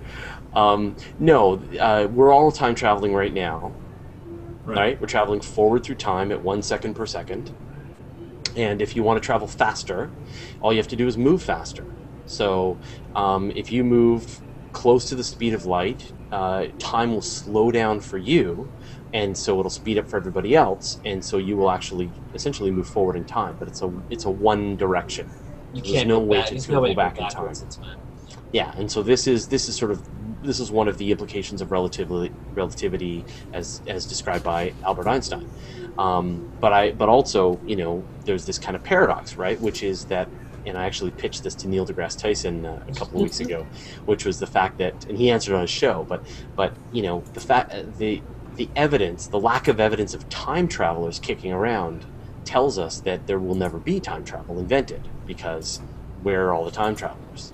Right. So if time travel gets invented at any point in the near and far future, then Hitler's bedroom will be crammed full of time travelers trying to kill him. Right. Right. So where are they all? So because there's no time travelers, then we can. In we effect, safely he would assume die that- from being smothered. But is So it possible He's smothered by time travelers. But is it possible that there would be time travelers that wouldn't let you know they were time traveling, or that's not possible? Well, it's one of those situations where, if you've got an infinite amount of time in front of us, then you will eventually have an infinite number of time travelers filling up your planet as they come back in time. And so can they all hide? It just takes one to not hide with his weird time travel device for the gig to be up. Weird So, facts. And there's like I other said- theories that go on to when you're talking about theoretical physics like this. First of all, what is time? Trying to define exactly what it is, you can't, Yeah. or it's very difficult to. But also, say for instance, if we were able to time travel, but you're having to deal with this whole grandfather paradox. Well, there's been there's there's an unlimited amount of parallel universes. So sure, you can time travel, but you show up in another universe as well. Do you believe in parallel universes then? I don't necessarily agree with string theory, so no. That's a big thing with that. With parallel universes, we did a whole show on this on Astronomy Cast. So if you do Google search for Astronomy Cast and parallel dimensions, we've done a whole episode on this. But essentially, the idea of parallel universes is something that is predicted by quantum theory and sort of fits the current observations that we make in the universe, but it's impossible to test. So it is entirely possible that there are parallel dimensions that are existing, that essentially every time a decision gets made, a quantum state, an infinite nature of amount reality of branches off between those, branches off into those two different states, and this is sort of what Schrodinger's cat and all it's about. So but traveling between them, detecting them, that all seems to be impossible. So it almost sounds like if we could travel, we can only travel one way and not the other way. You can't. We are traveling one way right now. Right now, we're traveling through. We're following future. Yeah, and when you think about all these possible dimensions that are popping up as various decisions are being made and as events are happening in our existence, then we're following one. Yeah, your Donnie Darko. Yeah, is coming across, and you're just following it along. Yeah, exactly. So, the other idea, and this one's sort of more mind blowing, is the possibility that we live in an infinite universe. So, cosmologists don't actually know whether we live in a finite or an infinite universe. They know that we live in a finite universe that's at least a certain size. So they know that the universe is at least, 100 billion light years across. But they don't actually know whether it stops at that point and it's essentially, that's the size of the universe, or it's actually infinite in all directions. And so the really interesting thing about an infinite universe is then anything that can happen will happen an infinite number of times. So that's the equivalent. So somewhere if you move out, so if you move out in space far enough, you're going to come to another star that's kind of like the sun, and on that star there's going to be a planet that's kind of like the Earth, and on that planet there's going to be a social network that's kind of like Google Plus, and in that social network there's three guys talking. And he's like, I'm dying to talk about Google Plus. They've all got their hair. They've all got their hair. That's how it's different. They've all got their hair. We've got hair. Yeah, they've all got their hair. Well, so Google Plus. I'll start with science and space community. Touch on it a little bit. We'll start there, and then we'll ease our way into the craziness from today. But the whole community. There's a lot of people. Space, astronomy, science, Doctor Who people. Anyway, what is the community like in the support and from virtual star parties to I'm sorry, Scott. The public science Cosmo page Quest. That you showed me. Was it Cosmo Quest? You showed me a page that you were working on. Oh, here it is. Science on Google Plus, a public database. There we go. Yep. Yes. I've got too many projects going on. A lot of projects going on. And so Fraser probably has to talk to his wife for a second. So what's the community like? It's been supportive. It's been awesome. Amazing. It's been absolutely Google. We've had the opportunity of working directly with Google, with both science on Google Plus, public database, and the virtual star parties. Being able to work directly with Google and brainstorming and being able to talk with creative labs and marketing and stuff like that. They're amazing people, and they support us as people advocating science. Going out there and trying to get everyone. It's all involved. about passion. When it comes to Google Plus, it's about they want the passion. That is their big thing, and they're right. But engagement. I think engagement's the biggest thing. I was discussing with some people today with the science on Google Plus public database, and we're trying to reach out to different fields, and I'm the one from the astronomy field with it. And the biggest part is we're able to engage. Thanks to wonderful people out there doing comment trackers. And so we have this community supporting the infrastructure that's there with these Hangouts. So we're able to interact with people live. Someone asks a question and we're not having to type out a comment after the show's done. We can pop it up and reply to it in real time. And people ask questions, we're able to respond. I've used the comment tracker. It's not bad, although I've been using it for a while. And Yeah, I know, but for sure, I still like. There's something about, and it's distracting because I'll still go and find. I was while even doing the show, YouTube and other stuff, because I feel like it does it. It's faster or it's more accurate than the comment tracker. But yeah, for sure, it'd be nice to have all that in the Hangout. Yeah, Make it easier is. when you're doing We had about Hangout. 4,000 comments come at us during our curiosity coverage. Yeah. So we had to use the comment tracker, and even that, it was just a hail of comments Oh, flowing I past. closed it 10 minutes into it. I was Did going to you try really? it. I couldn't keep tried. up. It was just spinning. Zoom, and like, zoom, you know zoom, what? zoom. What was the? So did you guys try to find? I mean, a common question that kept popping up, or you weren't even finding that? That's even tough to do. That's why you need somebody. You need like a producer. You need someone that's on top of that, and they can type in the chat. And I sort of had that in the past, but it's hard to find someone that wants to do it week after week. So Well, that's what I do for the virtual star party. That's, yeah, I found Scott. Yeah, that's what I do. until Scott's like, I have my own stuff Yes. to do. I Yeah. must. But journey on. absolutely, you're exactly right that you're having to be director, producer, commentator, And then all at the editor same- afterwards. if editor you want all to at the edit, same yeah. time. Well, the editor, I mean, to do all that work afterwards is fine, but to both be entertaining at the same time that you're attempting to organize and coordinate everything, and at the same time that you're trying to make decisions about how things are supposed to look, it's really hard to keep that all running in your head all at the same time. And so to have somebody like Scott, who we can tag team back and forth and kind of go, Scott can tell when I'm distracted and, wrestling with technology, and he can take over and explain things and whatever. Or I can see that he's got something organized, and then I can just kick right back over to him and let him take over. So there's a lot of, and especially at this point now with all the people in the virtual star party, we've all gotten pretty good at working together, that they don't wait for me to ask them to do things. They know to get a new object up in their screen, and when I see it happen, I'll come back around and Right. It certainly them helps to out have a with team for sure, and I think that yeah, absolutely. my other show Yeah. have more people that do stuff, but for sure. But yeah, I no, mean, Google's been tremendously supportive for what we're doing with science. I mean, they flew out a camera team to 4 locations in Canada and the U.S. to film that documentary about us, which was, yeah, so like, talk a little about what that, you guys. So there was so when Google Plus had the anniversary, right? Was it part of the Plusversary kind of thing where they put It was together right beforehand, yeah. Was it right before that where they put together a bunch of We've been doing the people? virtual star party for a couple of months now, and then someone from Google reached out to me and said, we really like what you're doing. Can we try and tell your story? And we said, yeah, that sounds great. And then they actually, put together a camera crew, and they went to Mike Phillips out in North Carolina, and they came to Pamela in Edwardsville, and they came here to Vancouver Island in Canada, and they went down to LA to meet with Gary, and then they put together that wonderful video, and they showcased it at the keynote at Google I/O, which is amazing. So, and that's been a calling card. So I'm able to reach out to people and kind of go, well, here's this thing that we're doing. Watch the documentary. Right. and people Watch this amazingly produced Right, documentary. didn't you guys had one video that was strictly star parties, and you had one you pieced in with other people, right?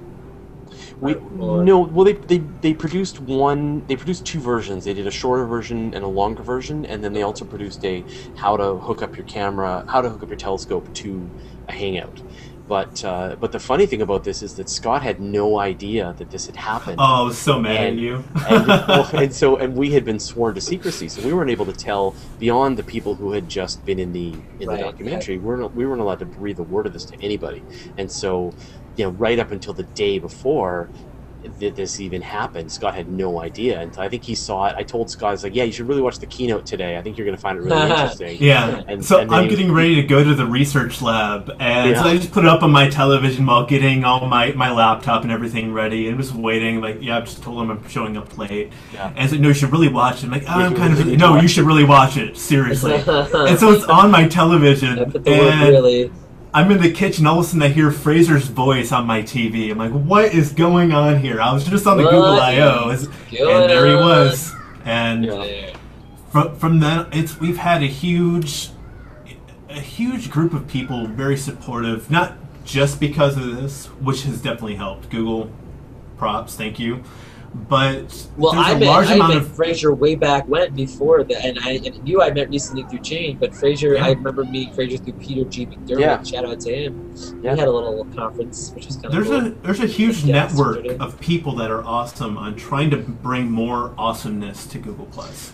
I've really thought about that. I think the thing that Google has probably reaped from this, but they didn't realize, is that they've gotten to know us really well. That I'm now on a first name basis with a bunch of people at Google. I can reach out to them, I can ask for their help, and in some cases they're reaching out to me and asking for my help for things that they're working on. That now the sort of layer, the barrier between Google and the people in this network is very porous, and They ideas kind of and stuff started are from the moving back beginning. and They were forth. starting they would jump Yeah. into Hangouts and engineers, and they started. That was what was different about Google Plus. Yeah, and I think Yeah.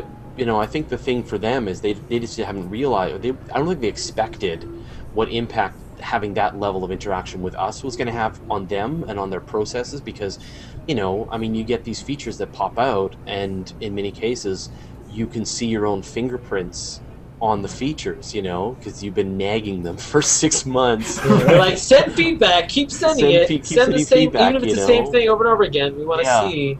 Yeah, Because they'll and- be like, they say this only has so much. Everyone keeps talking about it, but they don't send us the feedback. So Right. yeah, yeah. But so there's been a lot of new features that you're dying to talk about. You posted No, about you know what? today. It depends. If you want an episode that can stand the test of time, then we don't need to talk about a single Google feature. We can talk, about general principles.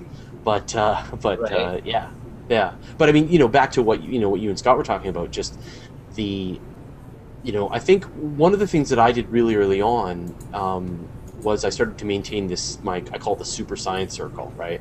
And this is this list of about 450 people on Google Plus who are active and regularly post stuff about science. Now, some of them are scientists. We've got astronauts and scientists and science journalists and professors and things like that.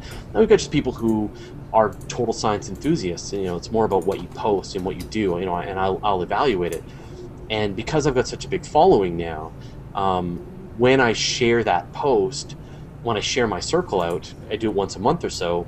All of the people who are on that list get a huge new influx of people circling them. So I just did It's an one. influence. Yeah. Yeah, I just released a version of it about 4 days ago, and I think people got about 3,000 new people circling them. Yeah. It was huge. It was huge. And it's being someone that started off as just just someone that was getting the content. Someone that was, because when I started off on Google Plus, it was like, it was a ghost town. But before that whole meme was going on, I didn't hear about that. I joined it. I didn't really know what to do with it, and for about a month and a half, I was just trying to figure out what I could do. And then what brought me over is I'm just doing nerdy word searches, astronomy, stuff that I enjoy, physics. And I found Fraser, and I was watching the Hangouts. I didn't really know what was going on with it, but I started making comments. And Were you surprised that you were able to find stuff? So especially early on. I was very surprised. I was, because not trying to talk trash in other social networks, but there's one I loathe, and it's kind of blue. But there's no real connections, and I was able to communicate with Fraser and Pamela. These people, Pamela's on documentaries on science channels and stuff like that. I'm being able to talk with them through comments and help other people out. You're able to engage with people and you realize on a topic you love. Too. Yeah, that they weren't always that person, and they still go to the bathroom and all that. They do. Yes. And so I was able to comment, and then Fraser recognized it, and we were starting to do things with Cosmo Quest. And so I was helping out Pamela with that. I was brought in as a commentator for a virtual Star Party, and then immediately afterward, Fraser and I had a hangout, and would you like to do this? So the steps of being involved in something this big is just a matter of do awesome stuff and try to maintain communication and try to produce quality information. Even if it's not your initially your own, by all means give your source of where you're finding it, but try to contribute something substantial that benefits more than just you. Yeah, but I think that one of the reasons why I have so many people that have me in circles is because I've been maintaining the science list. So people think that, but it's almost like it's backwards, like, because I took the time to gather all these people together into a community and then shared it out and included myself along for the ride, I've been able to sort of be at the center of this community as it's been growing. But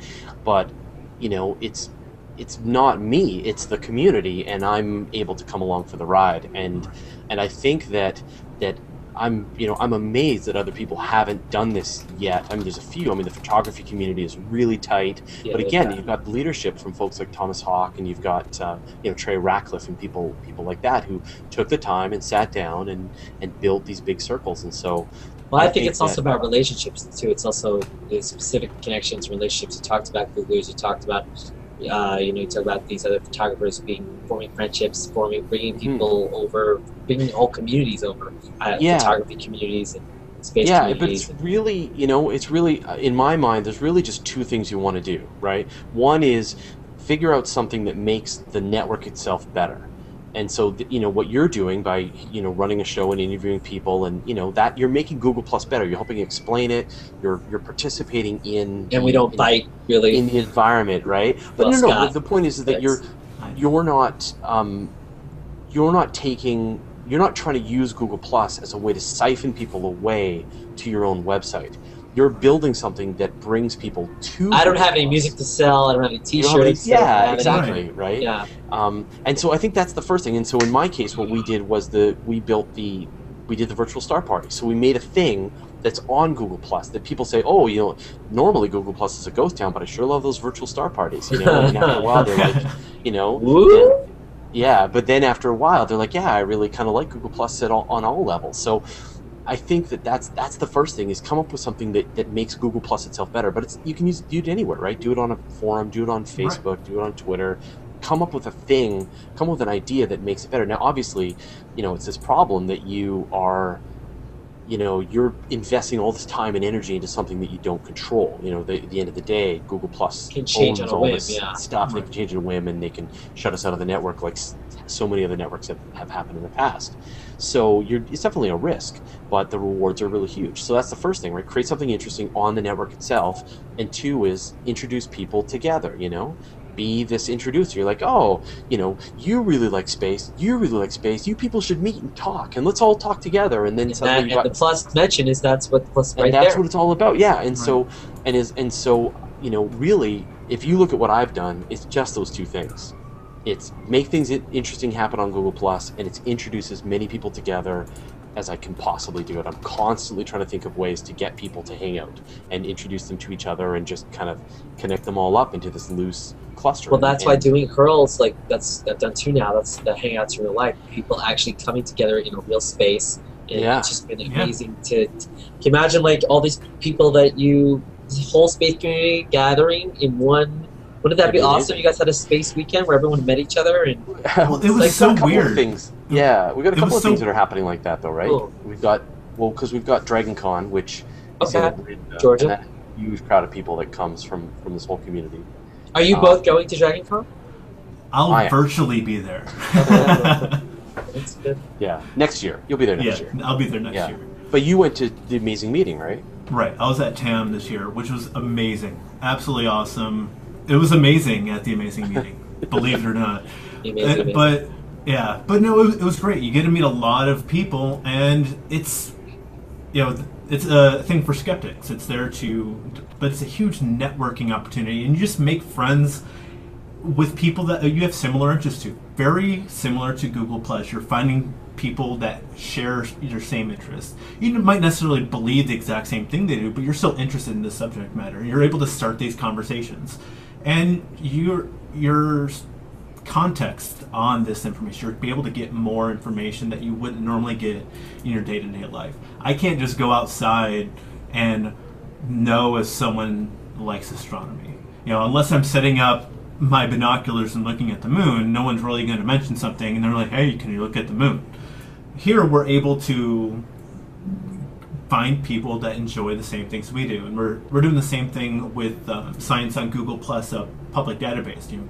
With Chris Robinson, he started that up. It's getting this very similar to what Fraser's doing, but then he's breaking it down by scientific discipline. So you have people for math and physics and chemistry and astronomy and pages. Because there is no science category on suggestions by Google, just like Science you make your own hashtag, but right. Yeah, that's not it. And so they just made their own, because why not? That's what you have to do. Might as well. I agree. That's what you got to do. Make your own stuff here. Make your own. Yeah, I mean, don't you find, and when you're kind of at the bleeding edge of this, that a lot of the times there's things that you wish Google Plus would do, but in many cases we can figure out a hack, and so. The comment tracker, which was created by Gerwin Strum from Austria, is fantastic, or the Hangout lower third, and so there's all these really cool. Which we're not using. Sorry, boards. Yeah, we're not using. You know who we are. Damn it. Yeah. But it's great using that too, not only for just saying who we are, but in the virtual star part is we need to share a still image. It's so much easier than doing screen share. So you just pop that in the overlay. It's there. You can turn it off immediately and not have to worry about your face contorting. Yeah. So but we're definitely running out of things that Google Plus won't do. Like in some cases we've got to put in a little extra effort to make it happen. But I can't really in my day-to-day stuff now. I think there's a few fine-tuned things. We actually had an argument about this today, or not an argument, but there's some ways of the way notifications should work that would be better. An improvement over what was released today. But, apart from that, I mean, if you want something, you just got to kind of build it. And in many cases, if it's hard to build, there's a benefit to you being the one who builds it, because a lot of other people aren't willing to put in the work. But, you look at a person like Amanda Blaine, who has some kind of ferocious work ethic and is willing to network like crazy and has reaped the benefit. So I think that's, in a lot of cases, it's about being willing to go all in, and Is it because is it a Canadian connection here? Is that what's going on? I see what's happening. All right, let's name all the Canadians. Yeah, exactly. Ryan Van Sickle, who just the Canadians. The Canadian just had a house concert, and he met Amanda. Him and Amanda met again. So at that concert, the Canadian. I gotta get the Canadian flag in the background though, because all the Canadians have that flag going. Billy Wilson, oh my God, just a cat. Yeah. I'm not sure. There's lots of Canadians. I'll get the Earthican flag in the back. Earthican flag, fellow Earthicans. The Earthican flag. So yeah, I do this little G Plus thing. Time. It's like a G Plus wrap up. So what would be from both of you, favorite part of Google Plus? I mean, a lot of people say Hangouts. Is there something, a word or a thing that comes to mind? Well, I think right now I like the Hangouts on Air. Yeah. I think it's the function set that I've really fallen in love with. And partly because it feels like it could completely disrupt traditional news broadcasting, television broadcasting. I mean, it's so, I've been even thinking about this, like we should do a 24-hour broadcast and try to make like a news channel. Like get original reporting, people on location and report on news and just demonstrate that CNN's days are numbered. That all it takes is someone with the wherewithal to actually put in the time and effort and research and etc. to actually produce a news channel, and everything is here and ready to go. So I find that this technology is really exciting and quite amazing. So that's the part that I find most interesting. Along the same lines as that too, being there at NASA JPL for the Curiosity landing. All I needed to do to broadcast from that was the same stuff I use talking with you guys right now. The exact. Had to hop in a car first. And so NASA itself, they're pretty popular, and so them and the people at NASA, they've been helpful to you guys mostly. I think they gave a shout out at one of the press conferences about our Hangout too. And then they had their NASA social events, and they were great, and it was kind of interesting. Did you guys get NASA swag? I got a little bit of NASA stuff. I got a lot of photos, and Brad Snowder, one of the guys from NASA Social, gave me a pin for the EDL little badge, and it's really cool because Brad Snowder is awesome. But it's just they were really supportive. Awesome, man. Brad Snowder, you were the man. I'll have to tweet him that later because I'm sure he's not watching. But Okay, cool. So speaking of feature you'd like to see most integrated that's not here. We kind of touched a little bit on this, Fraser, but there's something like you just really wish would, I don't know, maybe on-air mobile would be, I know Android has it sort of now, right? Yeah, but, yeah. So my two biggest wishes just both got fulfilled. So one was the studio quality audio, which obviously we're still working out the bugs and it doesn't work on my Linux box and things like that. But we're going to get there. It's too loud. Too loud. I'm practicing better mic control. So we've got that, which is great. So we've got better audio quality that we can pump into the Hangout, which is really cool. And now we can join Hangouts from mobile devices, which is, again, walk around with your Nexus 7 and report on location. I mean, it's when you think of the it is now up to our own imagination. There's nothing about what the technology won't do. We hooked up Scott with a 4G MiFi connection for his Hangout, and it was very fast. He can go anywhere and report from any location. So, welcome to the future for zero cost for his gas money. Yeah, for my gas money. And driving to Pasadena is not too far. So you like Google Plus a chance to provide you with the self-driving car? Maybe that would be absolutely Google self-driving car. Yeah, I'll take that. One. Would be awesome. Absolutely. Yeah. I didn't they get the legislature for that done in Vegas? Something like that? Sure. Oh, I don't know. There's not a lot of buildings to hit in Vegas, so I think you're... But I think the other thing for me as well, and I'm sure you've heard this a million times, right, is for Google to really embrace the interest graph, right? This idea that what makes Google Plus really different from Facebook and Twitter and all these things is that Google is this place that connects us based on our interests, not Subjects. on our social, not following the lunch of the people that I went to high school with, 20 years ago. Like, who cares, right? I want to find people. I want to find all my new friends. I want to find all these people that I don't even know are my friends yet, and connect with them and start. And you want to see what they're eating for lunch? What they're eating for lunch, yeah. Or I want to, Space ice cream. And so I think right now, Google Plus couldn't make it harder for us to find each other. It's the weirdest thing. Like, it is so hard to find other people that kind of match your interest. And so we create these shared circles, and we if you want to try and find 20 people that share a few of your interests, you've got to hit the search box again and again and again, and you've got to keep looking for these people, and you got to find them, and you got to sort of tentatively follow them, and then you got to start to try and make some connections. It's crazy. They need to have an algorithm that does it. It should just be happening automatically, that you join Google Plus and it says, oh, what do you like? Oh, you love space, and you love sailing, and you love, and you live in Canada, and boom, here's a bunch of people. Enjoy this community, ready to go for you. And that just doesn't exist, and it's infuriating. And so again, we come up with these ways to work around it. We come up, my shared science circle is me dealing with this drawback of Google Plus, and so I'll spend the 5 hours it takes to manage this list of people every month, so that other people don't have to go through this work.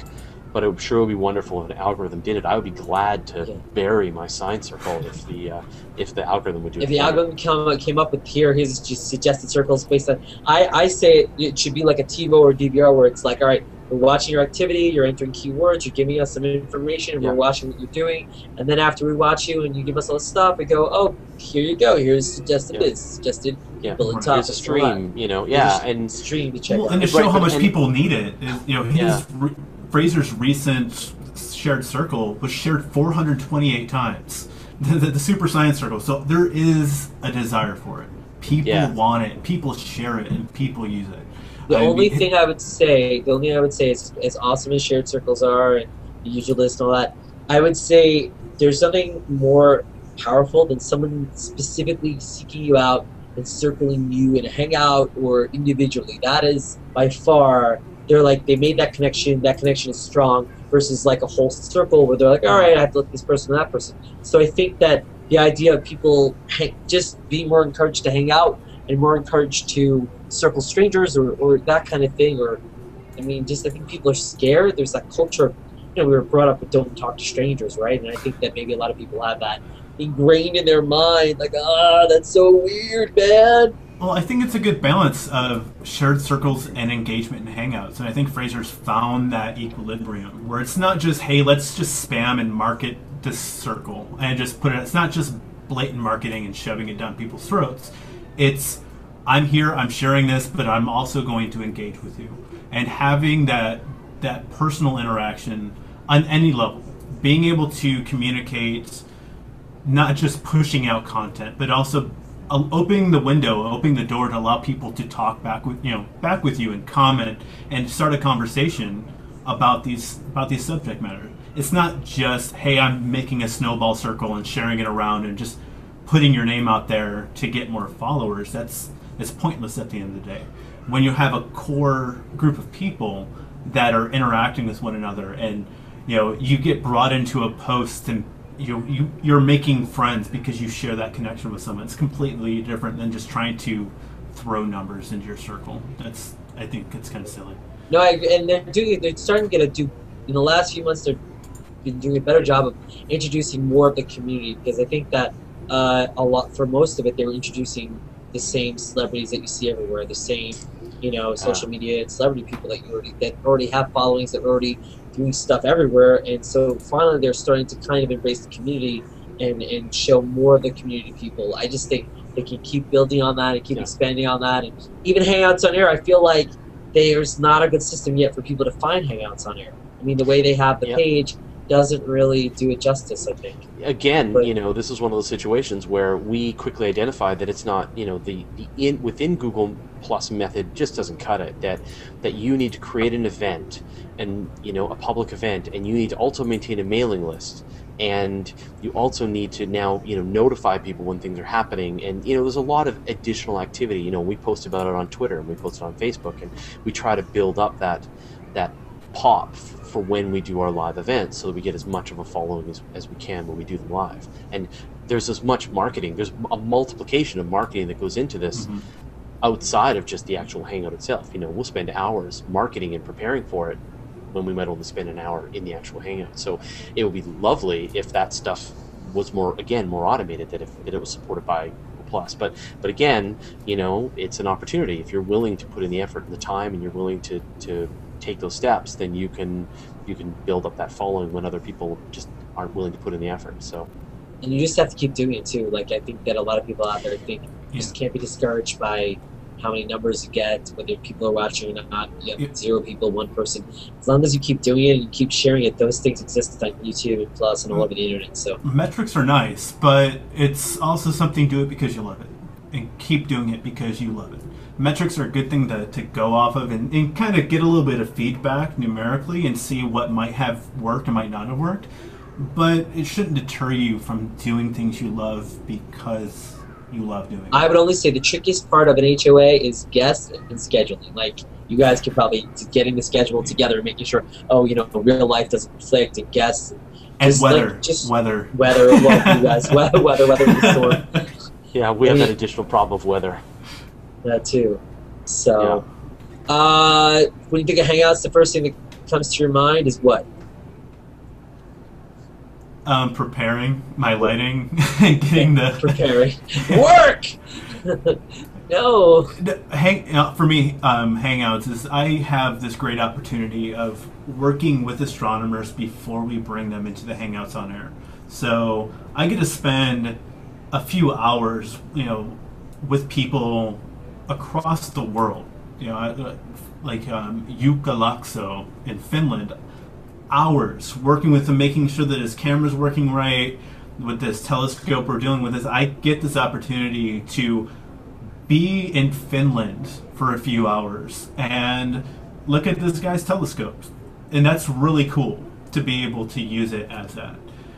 But yeah, then there's work too. It's juggling everything. But at the end of the day, it's awesome. It's what I love doing, and I have an opportunity to travel while stuck in a hot apartment in California. You get a chance to travel for real soon too. Yeah. But yeah, no, for sure. Do you mean like what's the key to doing Hangouts, or do you mean like? What? Oh, I just mean like when you think of either Hangouts or Hangouts on Air, like what I mean. Fun, connective, or an idea that comes to your mind during the day? I just love the disruption, actually. I'm a big fan of watching old media institutions get the ground shaking under them. And you know, and it's fun to watch it in old media, and it's, you know, because, you know, I've been doing Universe Today for 12 years now, you know, waiting for online to be a viable place that you can publish, and it's, you know, still, you know, I still keep checking my bank account. It's still not happening. Me you too. Know? You know, and Oh, that's a common thing. you know, but you know, Do you think people would pay for these kinds of things? They would pay to people watch are a already Hangout figuring Air? out. Yeah. People are already figuring out business models for like some of the. There's a really cool like chef training that people are doing with Hangout. So Yeah. some people are doing. I don't know how some really, successful it is, but it's cool. Mm-hmm.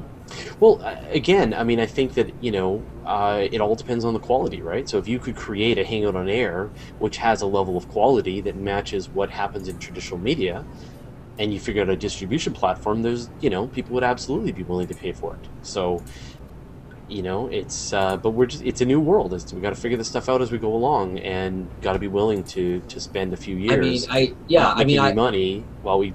And I agree, but can you imagine, like, whether it's you or me or any of us, if we all half our followers gave $1 or 50 cents a month, that would be plenty of money for us to have. You know, that's a crazy amount of money. Sure, but I mean, you know, I mean, there's lots of people that are on YouTube that are making millions of views a month, and they're making a living, and they did it through sheer force of will and personality and coming up with clever ideas. So they didn't get any donations. They're making money on their advertising. There's other people that, you know, that are monetizing stuff more directly. So it's all possible. You know, look at the guys at Epic Mealtime. You know, I mean, they're doing just fine, and so I think, you know. So I think it's all possible. You just have to be willing to come up with the business model. The stuff isn't, you know, old media is not going to do us any favors. You know, if anything, they're going to do everything they can to stop this from succeeding. And you know, all you've got is the following and the fans that you can build up as you go. So. Yeah. Cool. What about people you love on G+? There are people like that maybe don't have a big following, science or that watch the show, or someone that you could shout out that still is like new to G+, or still finding their ground, or that's really cool. 1, 2, 3. Anyway, no pressure. Well, there's some people who I think are celebrities in the old world, who I think could get a little bit more of love on Google+. You know, there's astronomers like Mike Brown, who was the guy who killed Pluto, you know, Alan Stern from, you know, as I mentioned, he's from NASA. There's a lot of really great people who have dipped their toes into Google+, but they haven't really gone all in yet, which is too bad. You know, partly because they don't really know what to do, and partly because they're busy and they're still focused on Facebook and Twitter because that's where all the people are, you know. So, but you know, I think in fact the bar is set pretty low right now. Like, you know, if a person writes a really interesting and cogent point, like an essay or a post, or makes some discoveries about the network, or posts some really cool pictures, and, you know, then I'll circle them in a heartbeat, you know? Like, it doesn't take much for me to circle a person back. But a lot of the times people are circling me, or they'll spam me, or they'll, you know, and I'll just ignore them, or I'll block them. But it really doesn't, you know, like, for example, the bar to get into my super science circle, I mean, I probably shouldn't say this, but it's actually embarrassingly low when you think about it, right? You've got to be active on Google+, and you've got to occasionally post about science. If you and have a pulse, you know, if you fulfill those criteria, I will add you to the circle, and you can enjoy a few thousand new followers every month, right? So I don't feel special. So right now, he's like, you promised it. Can't promise pulse. So you know, I think that right now, I mean, we're not looking for a lot of it. We don't require a lot of engagement. I mean, there's some hyperactive people like, you know, which is great, you know, who post all the time and massive engagement, and that's, you know, and that's fantastic, right? But I think there's a lot of people, there's a huge gulf of people that could just even be like marginally, you know, interactive here and engaging here, and would make a huge difference on the network. There are a lot of people that are passive that they just like to read. Yeah, and there's nothing wrong with that. There's absolutely nothing wrong with that. I think there's so many people out there that are wanting to engage, and there are people that will lurk like in a comment, and that's fine. There's so many different types of people out there that you have engagers, and they're recognized throughout the community, and then you have people that do just they read and they find the perfect opportunity to say the perfect thing, and it goes on to what's hot, because that's what it is. They made an important observation, they wrote about it, and it's awesome. I think the big thing about posting in general is I think there's still that stigma that people are afraid to post public. I think that there's a lot of people out there that are like hard posting public, they're posting limited, and by posting limited, it's not getting seen by a lot of people. Yeah. And so they're afraid, because I think a lot of people are like, well, if I post public, this is now going to, if I post something that someone doesn't like, my employer or whatever, I'm now stuck, and so that whole thing with circles, and how half the posts on Google Plus are private or limited, and that's kind of why they can't measure Google Plus or whatever. That whole idea of people being afraid to post publicly when publicly is awesome, and we see it as a way to reach out. But but the idea of circles was so you wouldn't post. I guess so you would post to people that it was related to, not necessarily to public. What do you guys think of the whole circle system and the whole only posting to circles versus posting to public, and how many people you're reaching? I post public.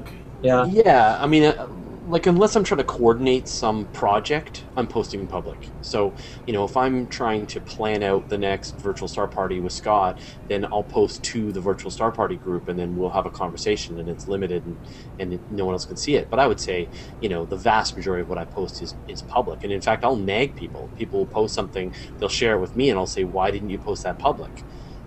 I can't even reshare what you just gave me because you didn't post it public.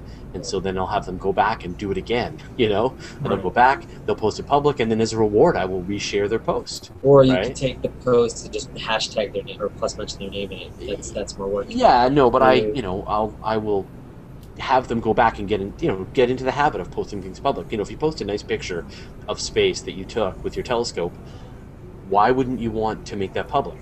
Now, do you think it's just people? Is an education problem on Google Plus? Yeah. I think people just don't. They're not used to the Facebook model. Tells them that you're just having these private conversations with your friends, but the Twitter models. Most people aren't on Twitter. Is that it?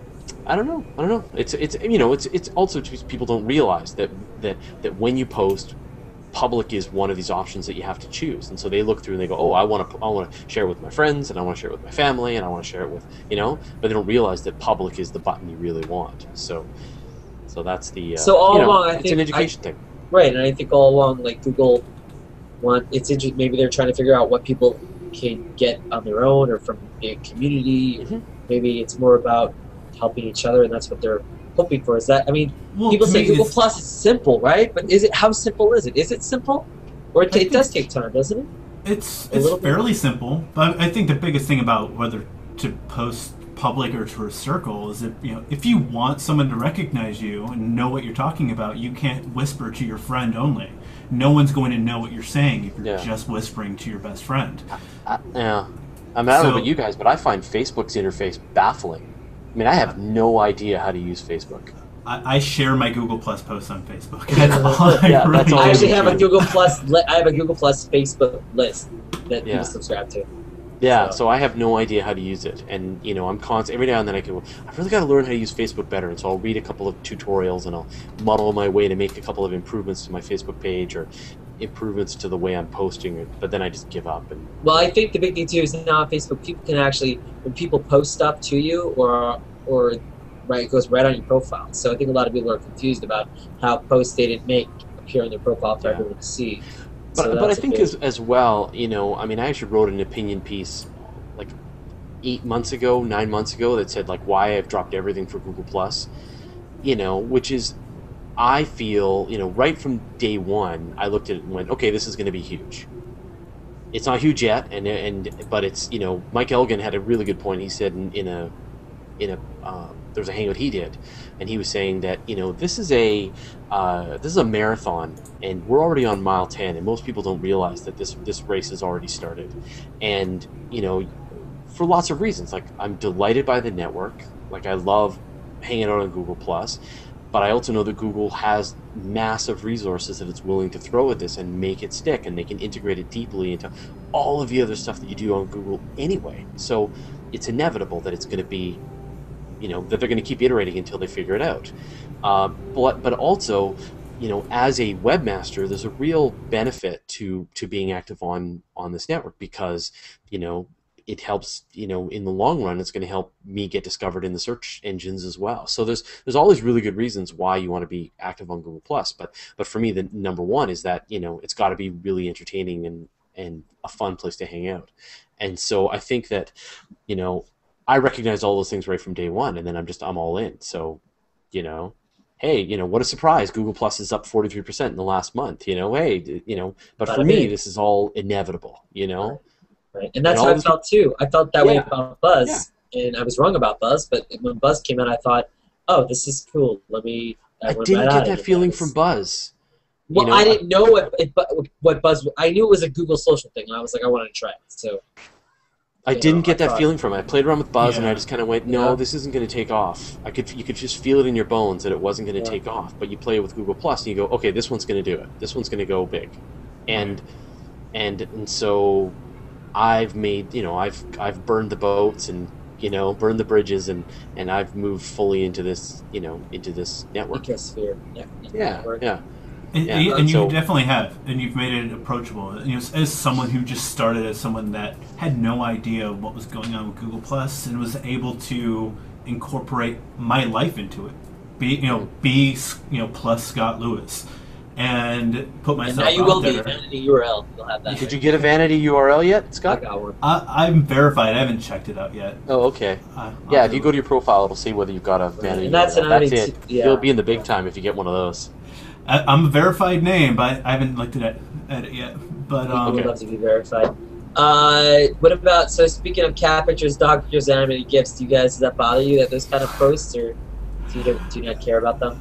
Like, some of those posts get really popular, I don't make them. Yeah, I don't make them. What if there was a and cool I tend to animated uncircle GIF, people that do a lot of them.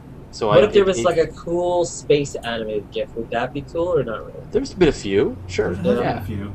Yeah. So, but no, if a person, I uncircled you, Matthew, because you were. There was a certain point where I was just like, I can't keep up with all this. I mean, there's lots of great stuff, but it's too much, and it all comes at one. So there's been a few people that I have this kind of on again, off again relationship where I'm like, okay, I'll circle them again, and this is great. Oh, it's too much. That's fine. You're not alone. Or if you're out there, you have that same problem as Fraser. Put me in a circle by myself and shut me down. Tell me, turn the volume all the way down. Exactly. Like the second. You and a couple of other people, and then turn down the volume until it's just the most popular then you're like, I didn't see any of these posts. What's going on? So that's another issue too. It's like whether you post a lot or you post a little. Because if you post a little, there's a chance that you won't see it either, because it's only 1 or 2 posts or whatever a week or what. So there's a lot. That's why this subscription model hopefully will help, but I really feel it's for, I don't know, I'm trying it now on a circle. I'm a madman. I said, forget it. I'm trying it, like this circle has like 64 people, and I just went for it.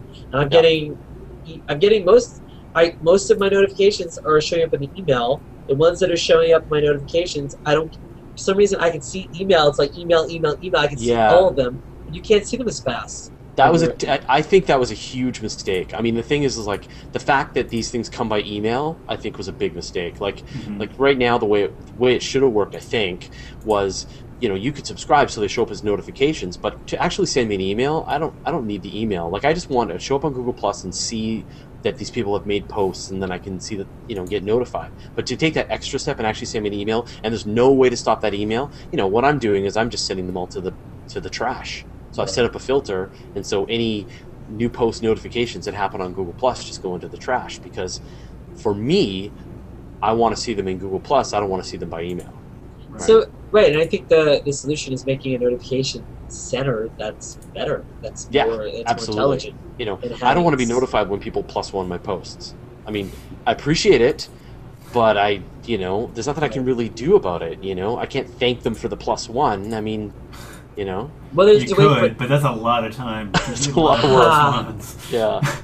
But I think there's a way to show, like, on the side. You know how on the side you look at your circles and it shows you every little face picture of everybody. I think notifications could have something where you can see face pictures of people. And then if you highlight it, it could say this person is +1, how many things. You can go over there or see stats on the side that don't get in your way. But I think there's a lot that could be done, and I think it could get convoluted really quickly. So I'm kind of glad the way that Google, even if it's not necessarily the best implementation, they're not throwing everything at us all at once. They'll roll things out slowly, and actually, I think that's a good thing. Instead of throwing 20 problems at us, give us 1 or 2 problems. We can work out the kinks and let's move to the next one. But I will say, Scott, I've got to run in a couple of minutes. I can see sort of the house, the parenting needing to happen pretty quick. So sure, we're almost wrapping up. Just do you still use Facebook, Twitter, LinkedIn, and other stuff? More or less, not at all. Talked a little bit about that. I use Twitter, Facebook as sort of places that I like RSS feeds. I publish out to them. So I publish all the stories that we run on Universe Today. I post them out to Facebook and to Twitter.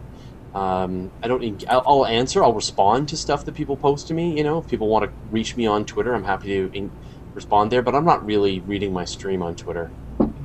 It's too hard. What about you, Scott? I'm mainly on Google+.